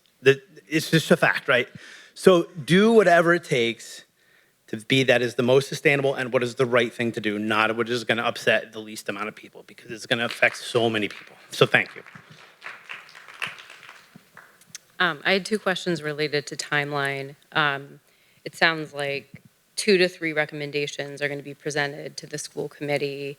At that point, is that going to include recommendations for the enrollment policies that are being recommended as part of those 2 to 3 that are moving forward, or is the enrollment policy decisions going to be a future step? Yeah, our plan is to share implications for the enrollment policies, but that would be a later decision. Okay. And then it's very helpful to see the sustainability scale and ratings. I was wondering if you could add a timeline rating for each of the options, just echoing what another parent said about having to share this information with your children. When is the change coming? How it might impact us? Just knowing, is this, if this option moves forward, it's going to be next year. If this one moves forward, we don't have to worry about it for 3 years, but I think that would be helpful for families and children to know more about the timeline of each option. Yeah, I think the timeline piece, I'll just speak to because I think there's information we're still waiting on at the district office from like the state and, around what the budget needs to look like. And in my ideal world, I would probably create a timeline where we were making a decision in January, being able to plan for the rest of the year and thinking of all of next year to be able to then smooth that transition. That said, if the final budget for this year looks like it's going to be a devastating year for us, you don't want to disassemble all of the district just to try and put pieces of it back together in a year. So you'd have to accelerate that timeline. So I think we're likely to know probably like December, January, what the real timeline needs to be for all of this. Okay, that's helpful. Thank you. I'm going to add that we did something new last year. The school committee learned about how to lead an outreach campaign to our state legislators. And we had incredible participation from our staff, from our select boards, from our finance committees. And we sent letters. And we didn't just send form letters. We kind of wrote a Mad Lib, so it had an outline. But it also had a section in the middle where you could talk about how this touches you personally, how this is affecting you. And the feedback that we got was that not only gives them quantity of responses, this is what my constituents are saying, but also quality. It gives them the color to be able to talk about it. That was instrumental in getting state aid raised so that we actually got just enough money to keep some positions last year. That was late breaking news in July when the governor signed the budget. We are probably going to do that again. I think you're hearing that we're all taking the budget seriously. We would love your support. And when we get there, we will figure out how to post this far and wide. But our legislators told us that it made a difference to hear that Acton and Boxborough had entered this conversation because previously communities like ours hadn't been in there. So stay tuned. Go ahead, your line's longer. So yeah, quick question, point of clarification, I guess. When looking Conant parent, so I'm having to do the mental gymnastics of separating the building from the school. And so when looking at banded grade options, when we say something like, oh yeah, K3 is going to be McT and 4 to 6 is going to, well, they're not really going to be McT and Merriam. They might be two different administrative teams, but the culture is unlikely to persist. And given everything we've heard today, I just wanted to clarify that because I think that's a linchpin decision point, right? Yeah, I actually think that's an important clarification point. As I would view that, it's not that we're saying the Merriam program, educational program, would exist in that model. It's what currently is the Merriam building would be kind of, I forget whether it's younger or older, but essentially younger or older. McT might be younger or older. And then we could have a discussion of, do you even keep the same names or do you go to something different, just to be clear about that. But I don't think in that model we're saying kids just shift between educational programs. I think it really is a cohesive kind of K6, but you're separating out kind of early childhood needs versus early adolescent or emerging adolescent needs. That's what I figured, but Yeah. thought I'd check. Thank you. Yeah. Hi. Two questions. The first one was in response to what you just said about community outreach and contacting legislators and stuff. I got to imagine that AB is not the only community in the state that is up against the wall like this. And right. And so there's going to be a lot of people in a lot of different buildings who want change so that we can fix this problem, not just for the next 5 years, but for the next 50. And from that perspective, like these options, it's nice to have these options, but more structural options at the entire state educational funding level need to be being discussed by people who actually have the power to make those choices. And how do we get our voices to the right people so that that change can be effected? Oh, you are speaking my language. Thank you for that question. So part of what we got through was helping convince the legislature that they had to put money behind Chapter 70 reform. So Chapter 70 is the really complicated formula that figures out how we get state funding for education. And the problem is it's broken for, I think, 251 communities in 251 different ways. So it is a complete mess. We are actually going to head into a couple of the hearings to provide some feedback about that. That is starting next week. Thank you, Leela. So yeah, Thursday, October 23rd, when we are all in the school committee meeting, you could be at, I can't even say this. Anyway, there is a range of them between October 23rd and November 19th. I think what we're planning to do is have a couple of school committee members go to one of the early ones, kind of get a feel for what the conversation is like, what sort of advocacy is effective, and then we can certainly spread that word. Because we absolutely intend to have a seat at that table because this is not working. Nationally, you generally see aid from the state coming in at about 32% of what a municipality's overall budget is. In Massachusetts, according to the MMA report we just saw, it's right now about 26. And so everybody is getting starved. We are far from the only community in this situation. But the challenge is going to be this piece we can affect in the near term. The state's record for moving on stuff like this is more like about 5 to 10 years, and that's not helpful. So yes, we absolutely have to make ourselves heard. We have to continue to advocate here. If nothing else, they help string us along year after year with a little bit more aid. But yeah, this is something we need to take on, and the more we can get the word out about how everyone can help, we will gladly do that. So thank you for that. Thank you. And the second question I had was a little bit more focused. It's when analyzing the differences between the various options, all of the things that everyone else has said so far in your presentation, the other comments, the other questions about things like education and school communities, those are all really valuable, but I'm also wondering, because it wasn't really clear to me through the slides, are other community-related aspects outside of the schools but tangentially related to the schools also being considered, like traffic flow, of drastically switching up which parents need to drive to which schools over a period of time, et cetera, especially since like the one option is like version 1 of option 5 where everyone goes to Blanchard for kindergarten. Mass Ave is going to be bumper to bumper the entire way, like twice a day, every day. And like that seems that would be bad for everyone, even if you don't have any affiliation with AB school district at all. Yeah, sure.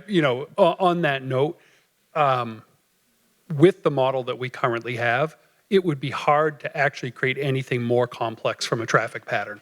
It sounds cute. I'm actually not saying it is cute. That's the real. This is the most complicated traffic pattern we could create, is what we have right now, because people are going from the furthest points of each community to go to schools in different locations. So our buses are overly complicated because of that. And if the buses are overly complicated, so is parent commute, because it's all just a vehicle going somewhere. So I don't think there's much we do. And even if you had all kindergartners traveling to one location, there's still, 400 other families going to a different place at the same time now. So it's just kids in locations. I don't think it would have a significant impact on that. Just to go to back to the state aid comment, and I'm going to just offer a sobering assessment of that as a superintendent. We should advocate for more state aid, and our school committee, our community members, our administration spent hours and hours doing that last year, and it yielded great results that benefited us by about $300,000. When we're talking of millions of dollars of budget gap, the state aid formula was intentionally created with ed reform in order to shift resources at the state level to communities with higher economic needs than Acton and Boxborough have and have demonstrated.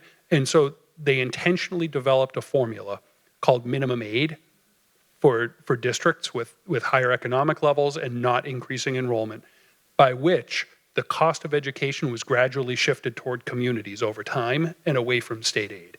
That was the fundamental design of the state education formula, and it's why it's so hard for communities, particularly like Acton and Boxborough, who specifically don't have huge commercial or industrial bases to support those taxes, to be able to keep up with times. There's actually a report in our school committee packet that's published online for this Thursday's meeting that speaks very specifically to those needs, and it's communities like ours and rural communities that are having a really hard time keeping up with that.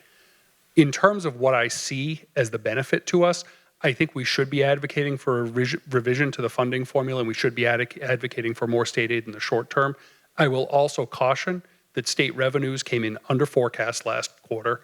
There's billions and billions of dollars in federal money that the state is unsure about the future of in the long term. And I think there's a lot of red flags happening at the state level. And so I think one of the challenges we're going to encounter is, even as we advocate for more money, we're doing it in an environment where if we get more money, what else don't we want to live with at the state level, right? And that is the hard part, that money is, there's only so much money in a pie and it has to go somewhere. So if someone gets a bigger piece, someone else is not getting that same piece. It's the challenge we have between school and town budgets, and it's the challenge we have between local and state budgets.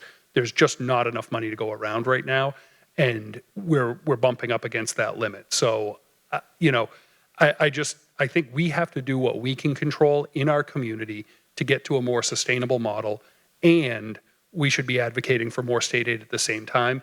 And whatever other opportunities are out there, whether it's thinking about like expanding the region to reduce administrative overhead costs or other opportunities like that, we should also try and pursue those in the long term, because it's not one solution that ever solves a big problem. It's actually a combination of other solutions that have to be strung together. So I think, what we're working on right now is about what we can control in the short, near term, meaning i.e. in the next year or two.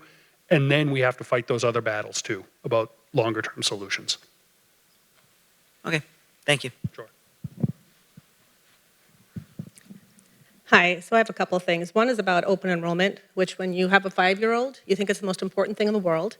But it ends up not being that important. And I have to say, I think as an Acton resident, I think it comes at the expense of community.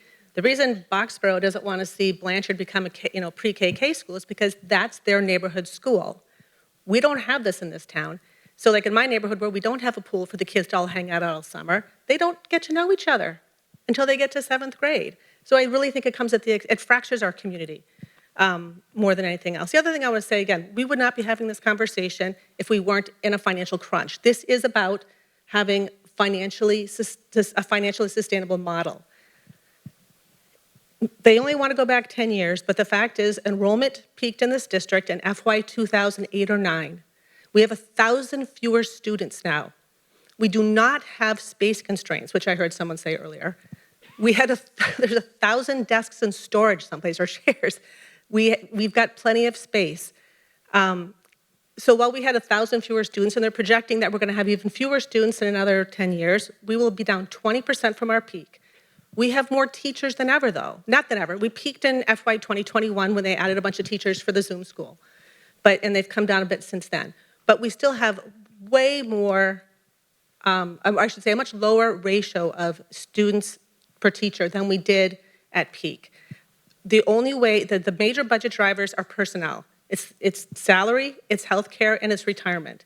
The only way we get to a long-term financially sustainable model is by having larger class sizes. That's what I have to say. Hi, I'm Jenny. I have a child who has graduated AB. I have a child in junior high, and I have a child in Merriam, so representing across the spectrum here. I'm also a leadership and organizational change consultant, and so I understand that a lot of what you're hearing from all of us is also that initial stage of loss and grief and concern, right, about what we're potentially going to be giving up in that stage of change. I hope that during the process as well, we have a chance to, as the AB Forward name implies, think about the vision of the things that we hope we could build and have be improved, like the previous person was commenting on in terms of things that we may be able to gain from some of these changes, and we think about that. I have a couple of practical questions. One is related to class size. So as you're looking at the options that involve closing the Conant school and either doing the put Conant on one side of the Merriam McT building and then smashing somehow, miraculously, the space is going to come out of nowhere. This one I don't understand. And all be in one side of Merriam and McCarthy Town on one side. Like, how does this impact class size? Or if the Conant population would be dispersed, or somehow the numbers would just be dispersed across the remaining schools, has the data been run in terms of what that does to our class sizes? Yeah, sure. Yes, absolutely. That was a core part of our analysis, and when we talk about the feasibility of options, that's where that's coming from. We looked at what the current class sizes are and how they compare to the school committee guidelines for class sizes. Right now, they're below the actual class sizes are below the school committee guidelines for class sizes. And then we ran some other models for what different class sizes could be. I will say that all of the options that we presented would be feasible under the school committee guidelines that were presented. Which are? Which are 23. At kindergarten and first grade, it's 18 to 20. Second to third grade, it's 20 to 22, and fourth through sixth, it's 22 to 24. And that also holds true for putting Merriam and McCarthy Town all in one school together as well? I've modeled this out myself just to be able to have these types of conversations.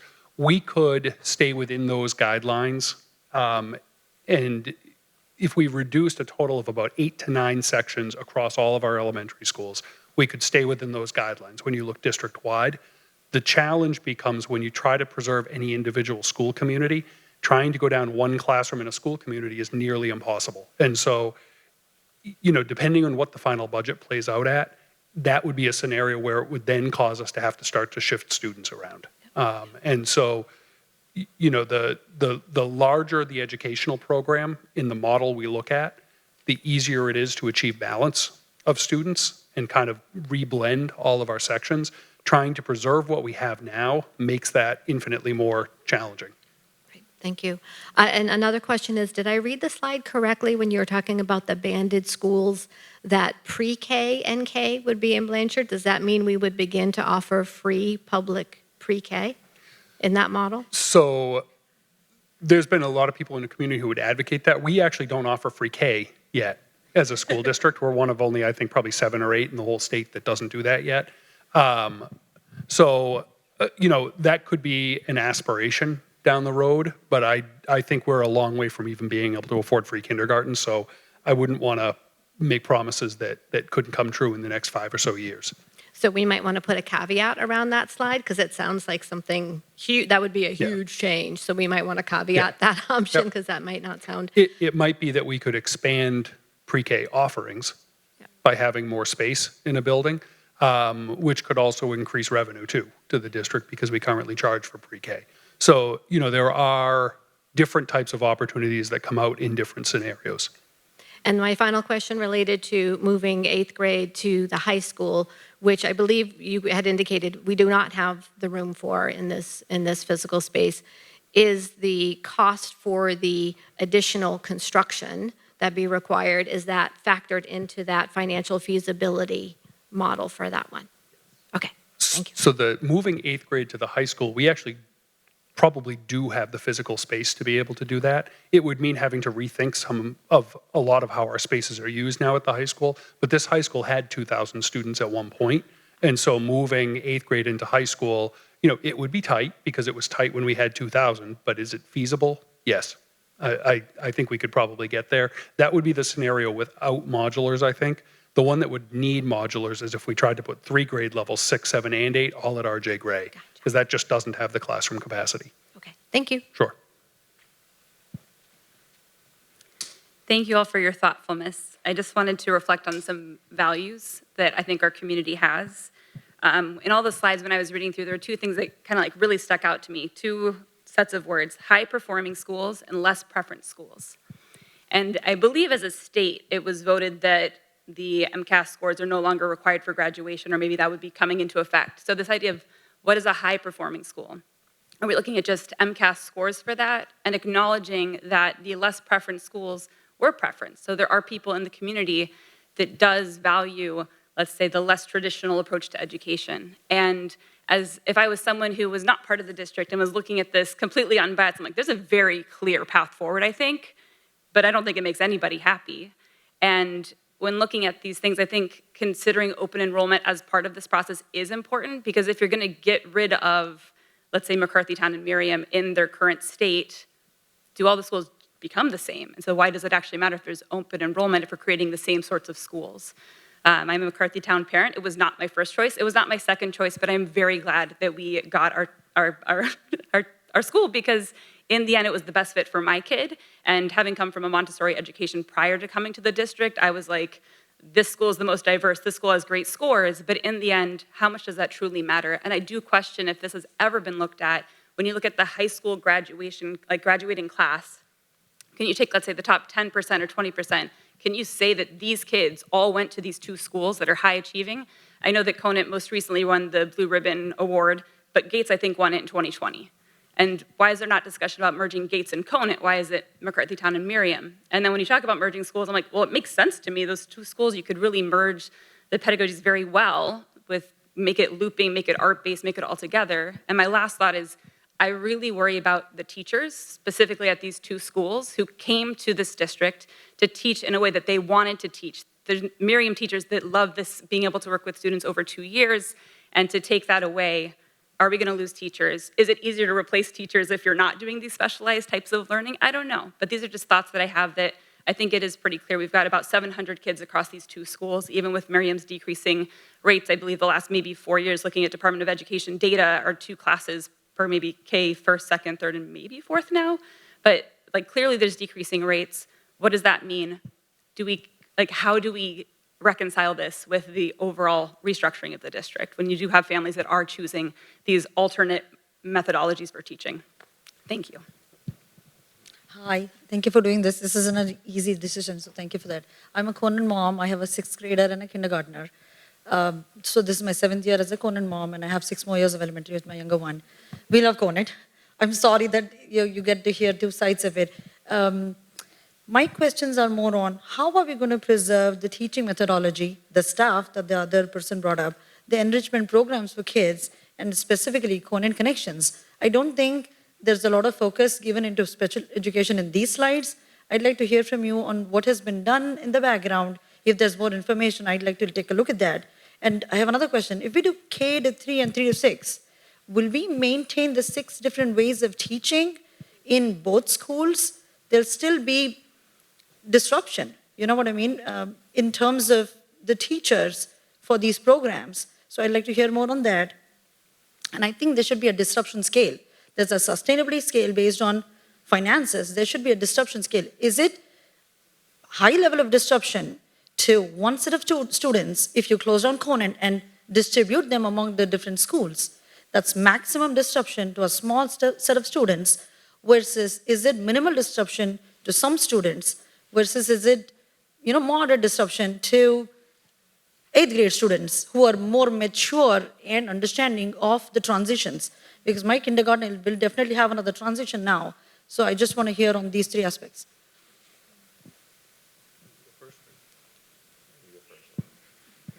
Yeah, so there is no disruption-free option ahead of us, right? There's just not. Other than trying to do what we do now, which is, we can't afford it, right? We know we can't afford it, and so there's going to be disruption there. So there's no disruption-free option. I think what I heard you say is there's kind of 2 axes when we think about disruption. There's an intensity of the disruption, but then there's also a breadth of the disruption and how wide is that disruption we're causing, and that would be helpful to be able to also weigh out as we move forward here. I think that's something we can certainly talk about, a way to try and capture and communicate as we continue through this process. And the hard part is no matter what school community we're talking about disrupting, that is going to be very intense level of disruption to that school, whether it was Conant, McCarthytown, Merriam, Blanchard, right? All 4 of those schools were named very explicitly. I think the only reason Douglas and Gates weren't named explicitly was because they were in a building that just opened 2 years ago. And even right now, based on the open enrollment process, we don't have enough seats in that building for all of the people that are trying to get into that building, probably largely because it's a brand new building and, offers great education programs for kids and everything else, but that certainly can drive the open enrollment. So that's just a challenging question we're going to have to answer. In terms of how we're going to manage the disruption, that's actually something, so as part of this process, and I think Tori mentioned at the beginning, but we've reached out to our educational research firm, Hanover Research, to ask them to look at all of these options and provide whatever research base exists that could help us and community better understand pros and cons of some of these and what could we expect from a social emotional standpoint, impact on students with disabilities, impact on multilingual learners, other specialized populations of high need, things like that are all part of that scope of work, and to also help us think about what are the best practices around how we can make the transition as least disruptive as possible. And so as we start to narrow options, I would anticipate by the time it makes it to school committee and we have a smaller list of options on the table, we can actually start to provide more detail about how this could look played out. And so my hope is between December and January, we're able to, before we get to a final decision, be able to provide more of those details that I think people want to know. Thank you. I think one of the things that I've been thinking about in this regard, and one of the reasons I find these forums so valuable, is there are trade-offs for all of these. And I'm thinking about it from what I would have called a risk assessment standpoint. What is the thing that could be like the absolutely worst? How could it possibly go wrong? And then what options, back to your point about how bad is it going to be and how likely is that? So, I'm kind of figuring out how much do I really need to look at this? And then I'm thinking about how could I stop that from happening in the first place? Are there things I could do to prevent it? And also, are there things I could do to make it less bad? Because I hear a lot of the things that we're thinking about, and it's helping draw my attention to, these are the risks that are inherent in this scenario. But I'm also hearing some suggestions of here's some things we might think about that might make it a little less bad, that might even make it good. And so I really appreciate the way that you just articulated that, because I think that is something that we all need to be weighing.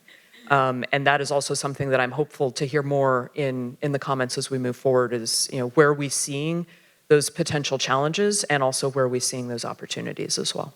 Thank you. I particularly want to call out the K-3, 3-6, K-3, 4-6, where it's maximum disruption for a lot of students, for the staff, and for people like you to merge the different programs. So there should be a scale which will tell us disruption to student and organizational challenges, and maybe call out that there is space in this building for the 8th graders. Of course, having 8th grade in RJ Gray has its own benefits, but is this the least disruptive option of all? And having that scale would help us better answer the questions. Yeah. The survey, I mean. Thank you. Thanks. Excuse me. Hi, I'm Brian. I'm a parent of 2 kids at McCarthy Town and 1 at RJ Gray. I guess my general bias is sort of toward the status quo, and I hear you guys saying that you don't think that that's sustainable.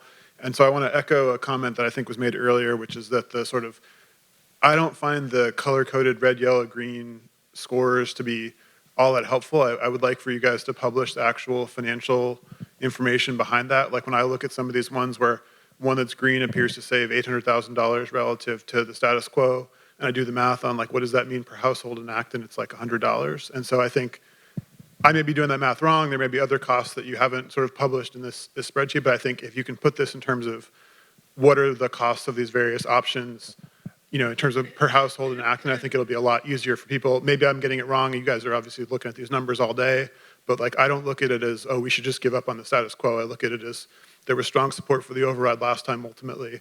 If we look at, what the costs are, I think it'll be more helpful for people to make those decisions, whether or not status quo is ultimately something that we should consider or not.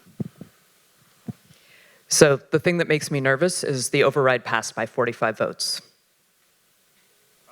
Okay, there were 2, sure. So the actual vote, the thing that allowed us to move forward, we did great at town meeting. Thank you to everybody who showed up.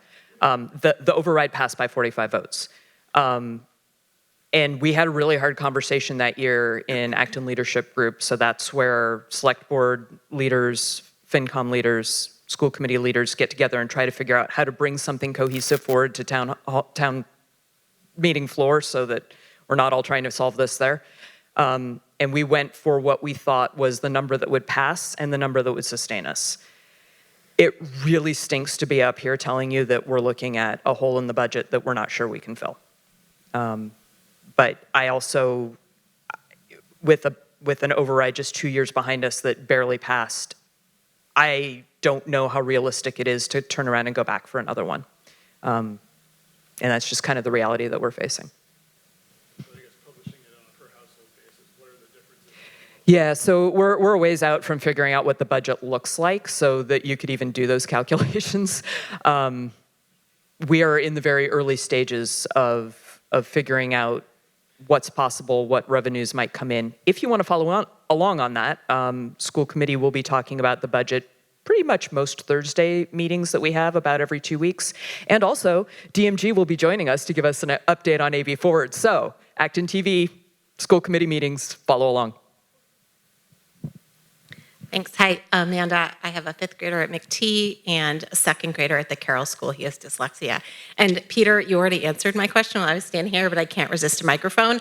So I just have to say, I'm not going to make a comment, but I just loved the sentiment of the mother from Miriam who talked about some of the qualities of that school. And I think if there's any way to share information, highlights among the schools, that we can use this as a community learning opportunity, like kid-led conferences. That's amazing. I love that. Had no idea. I lived across the street from a Miriam parent. And so, but Peter, my question was around the literature coming from the consulting group and what we know about banding and particularly for early literacy support. So my 2nd grader is unilaterally placed at Carroll because when he was in kindergarten, we were told that even though he was scoring significantly below the standard, there just weren't resources available. So for those parents who have kids who, like my 5th grade daughter, are doing really well and succeeding in a typical classroom, it's important to know that there are kids on the fray for whom the existing resources are not meeting the need. So it isn't just about, mitigating future staffing losses and resources. It's also, for me, desperately about figuring out how to work smarter and more thoughtful with the resources that we have, how to provide that for our educators so that my son can not have 11-hour days commuting back and forth to a private school so that he can come back to his district. And so it's straddling, your own experience with also sort of the greater good. And I want for the students today, but also in 10 years to have a district that supports their needs. So anyway, thanks. Will that be available then? Like whatever the research you get, it'll be publicly available? Yeah, well, we're going to make the whole packet of research available because we want it for the steering committee as well as for community members to be able to read. That's great. Thanks. Go ahead. I've been here before. Go ahead. Hi, I am a parent of a junior high who went to Conant, and this is my 10th year as a Conant parent. I absolutely love Conant, not because I'm not one of those people who pushes my kids to go to classes and all those things. I just believe in the education system at Conant and absolutely love the teachers. So assuming there's no question that Conant is the oldest building and it's definitely costing money for the district,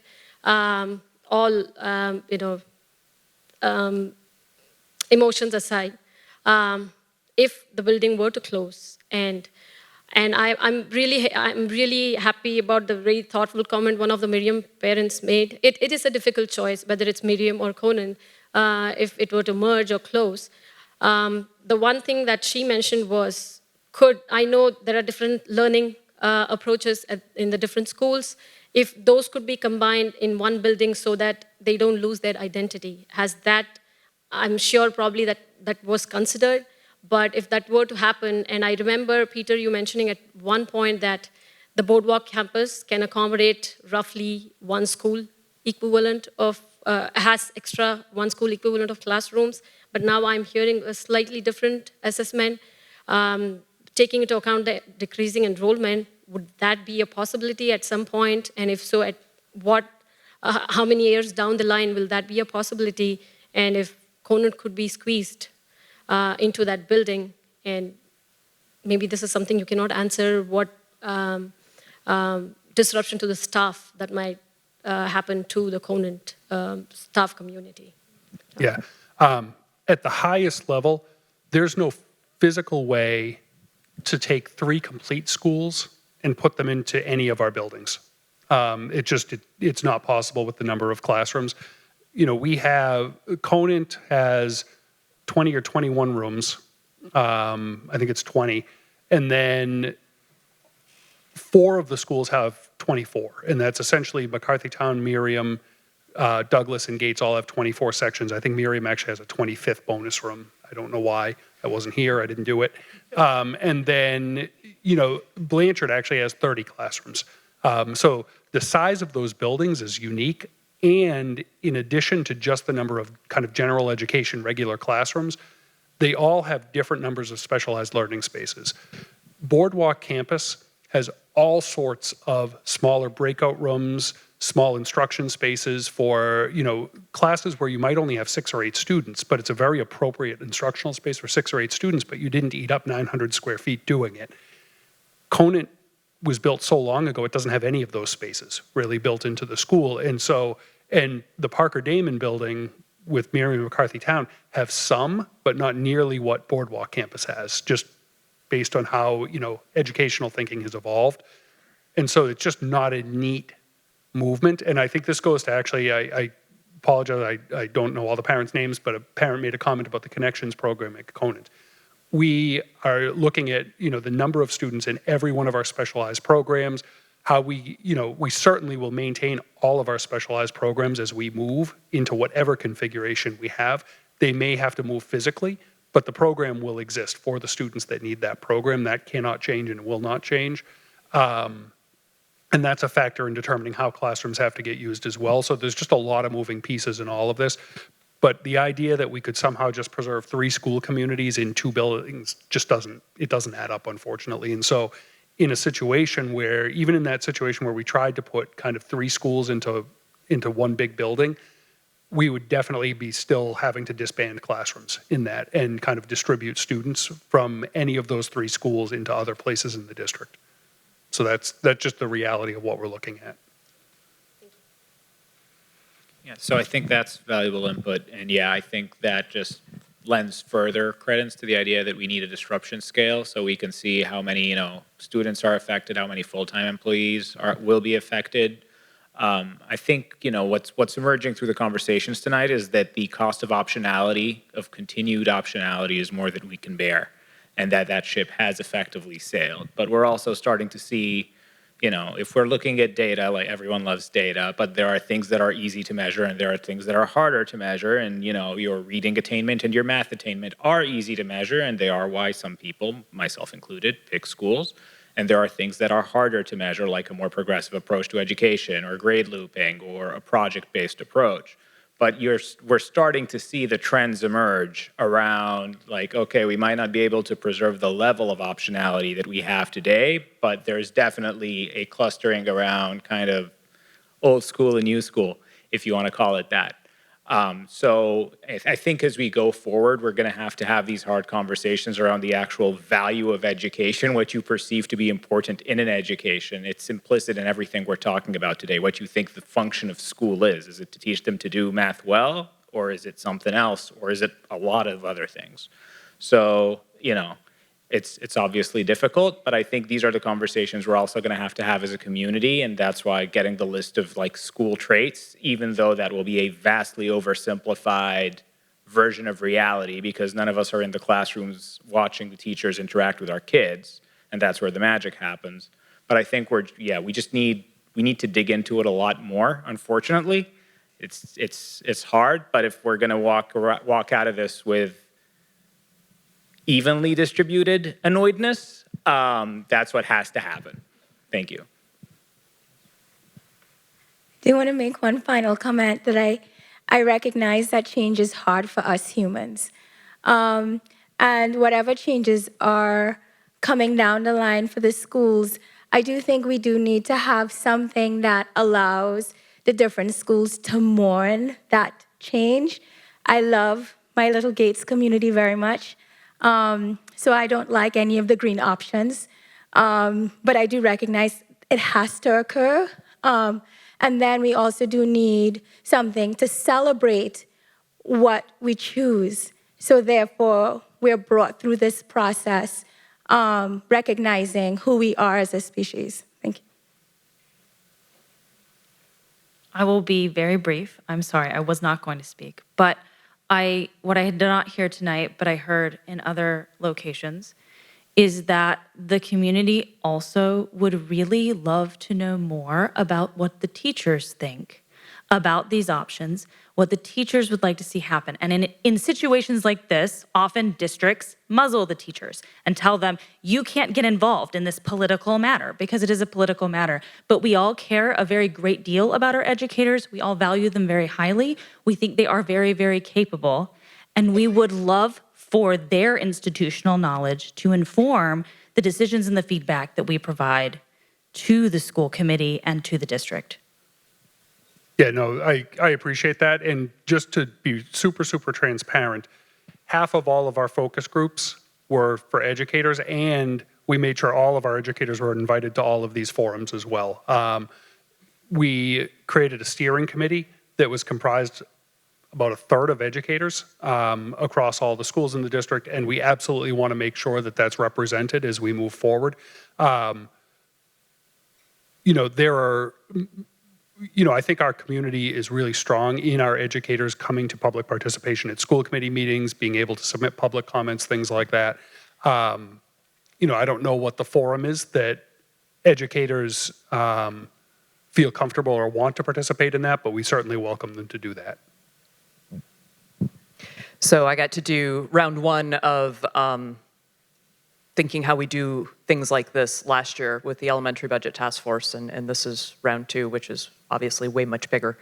And one of the things that I really appreciated out of that process was the deliberate approach to forming the groups that were involved. And so a third of the group needed to be in there because they were the key stakeholders making the decisions. A third of the group were people who asked to participate, and the school committee members took a look at, kind of what the backgrounds were and tried to build a diverse group. And then a third of the group, we went out and we recruited. And we said, we feel like these are the voices that are missing that will round this group out. And that absolutely included our educators. The neatest thing to me in both steering committees, slightly different process for AB Forward, but similar in the makeup. The neatest thing for me in these committees has been breaking down into small groups, having some really good conversations. We don't spend a lot of time sitting around a table with one of us talking at a time. There's a lot of workshopping. Some of us really like sticky notes. But there's a lot of ideas that get shared. And hearing with our last group on their exit survey that somebody else in the room changed the way they thought about something was really powerful, especially because I was a little nervous going into it because as school committee members, we deliberately tried to pick the widest range of diverse opinions that and experiences that we possibly could. So I certainly hope that our educators will share their thoughts with us in all these forums. And once again, we have the public comment form for AB Forward. That goes to the steering committee. And we also have the school committee's email. We are happy to receive any thoughts that anybody has. We really appreciate your participation. Take one last comment and then I think we're going to wrap up. Way over the time, but thanks a lot for everything, and thank you everyone who participated in the comments and questions. So out of 9 or so options, if I just remove the non-sustainable, which should not be there, as one of the parents said, I support that because again, in few years, we will be here talking about it. So ideally, I would suggest before you sending out the survey, if you can remove that or at least put some asterisk saying that these are non-sustainable and other things about cost benefit analysis, other information. We all agree that the main criteria for us, all of us, to be successful is to have the least disruption to the kids. Secondly, would be least disruption to our teachers, and then anything else which involved. So looking at all the options and having the parents from Conant, Merriam, McCarthy,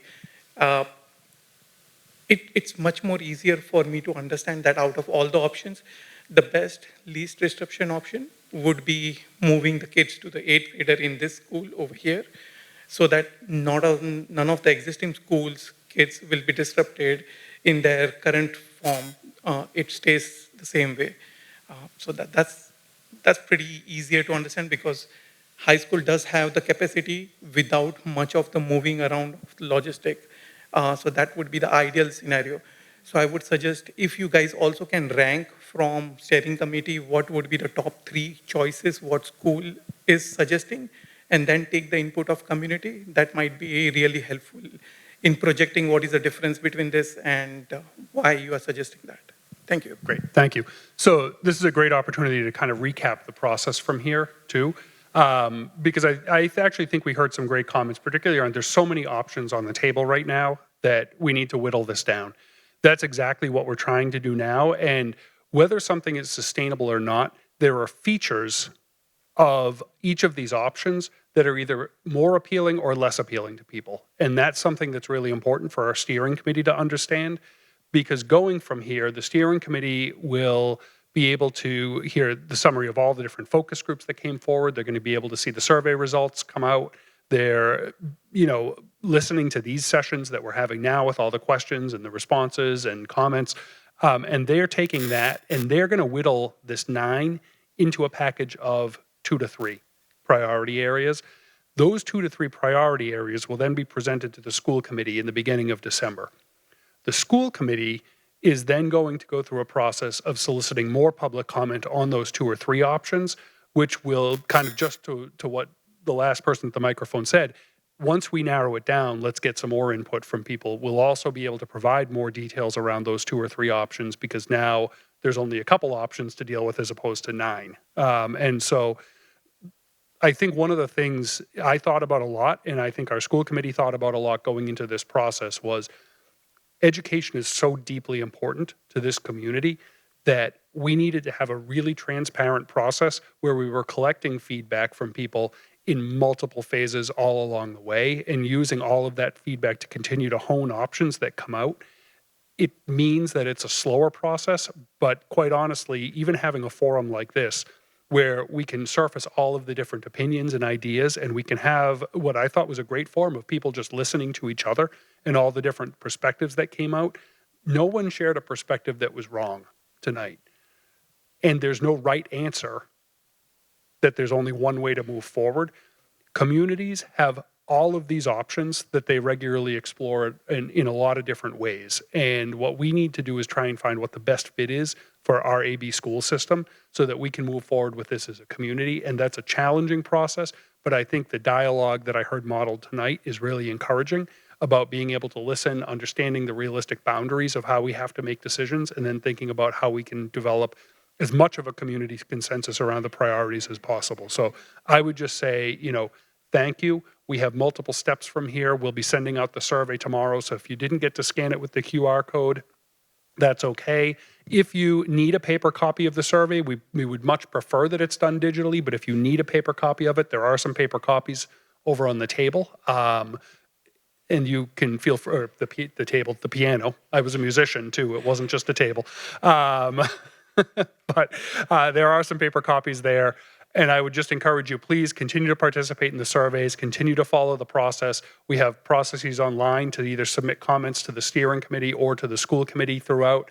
And we will have another round of public listening sessions once it makes it into the school committee realm coming up in December and January before any final decision is made. So thank you. Tori, I don't know if you have anything you want to do to close. All right. Sounds good. Thank you all for coming. Much appreciated.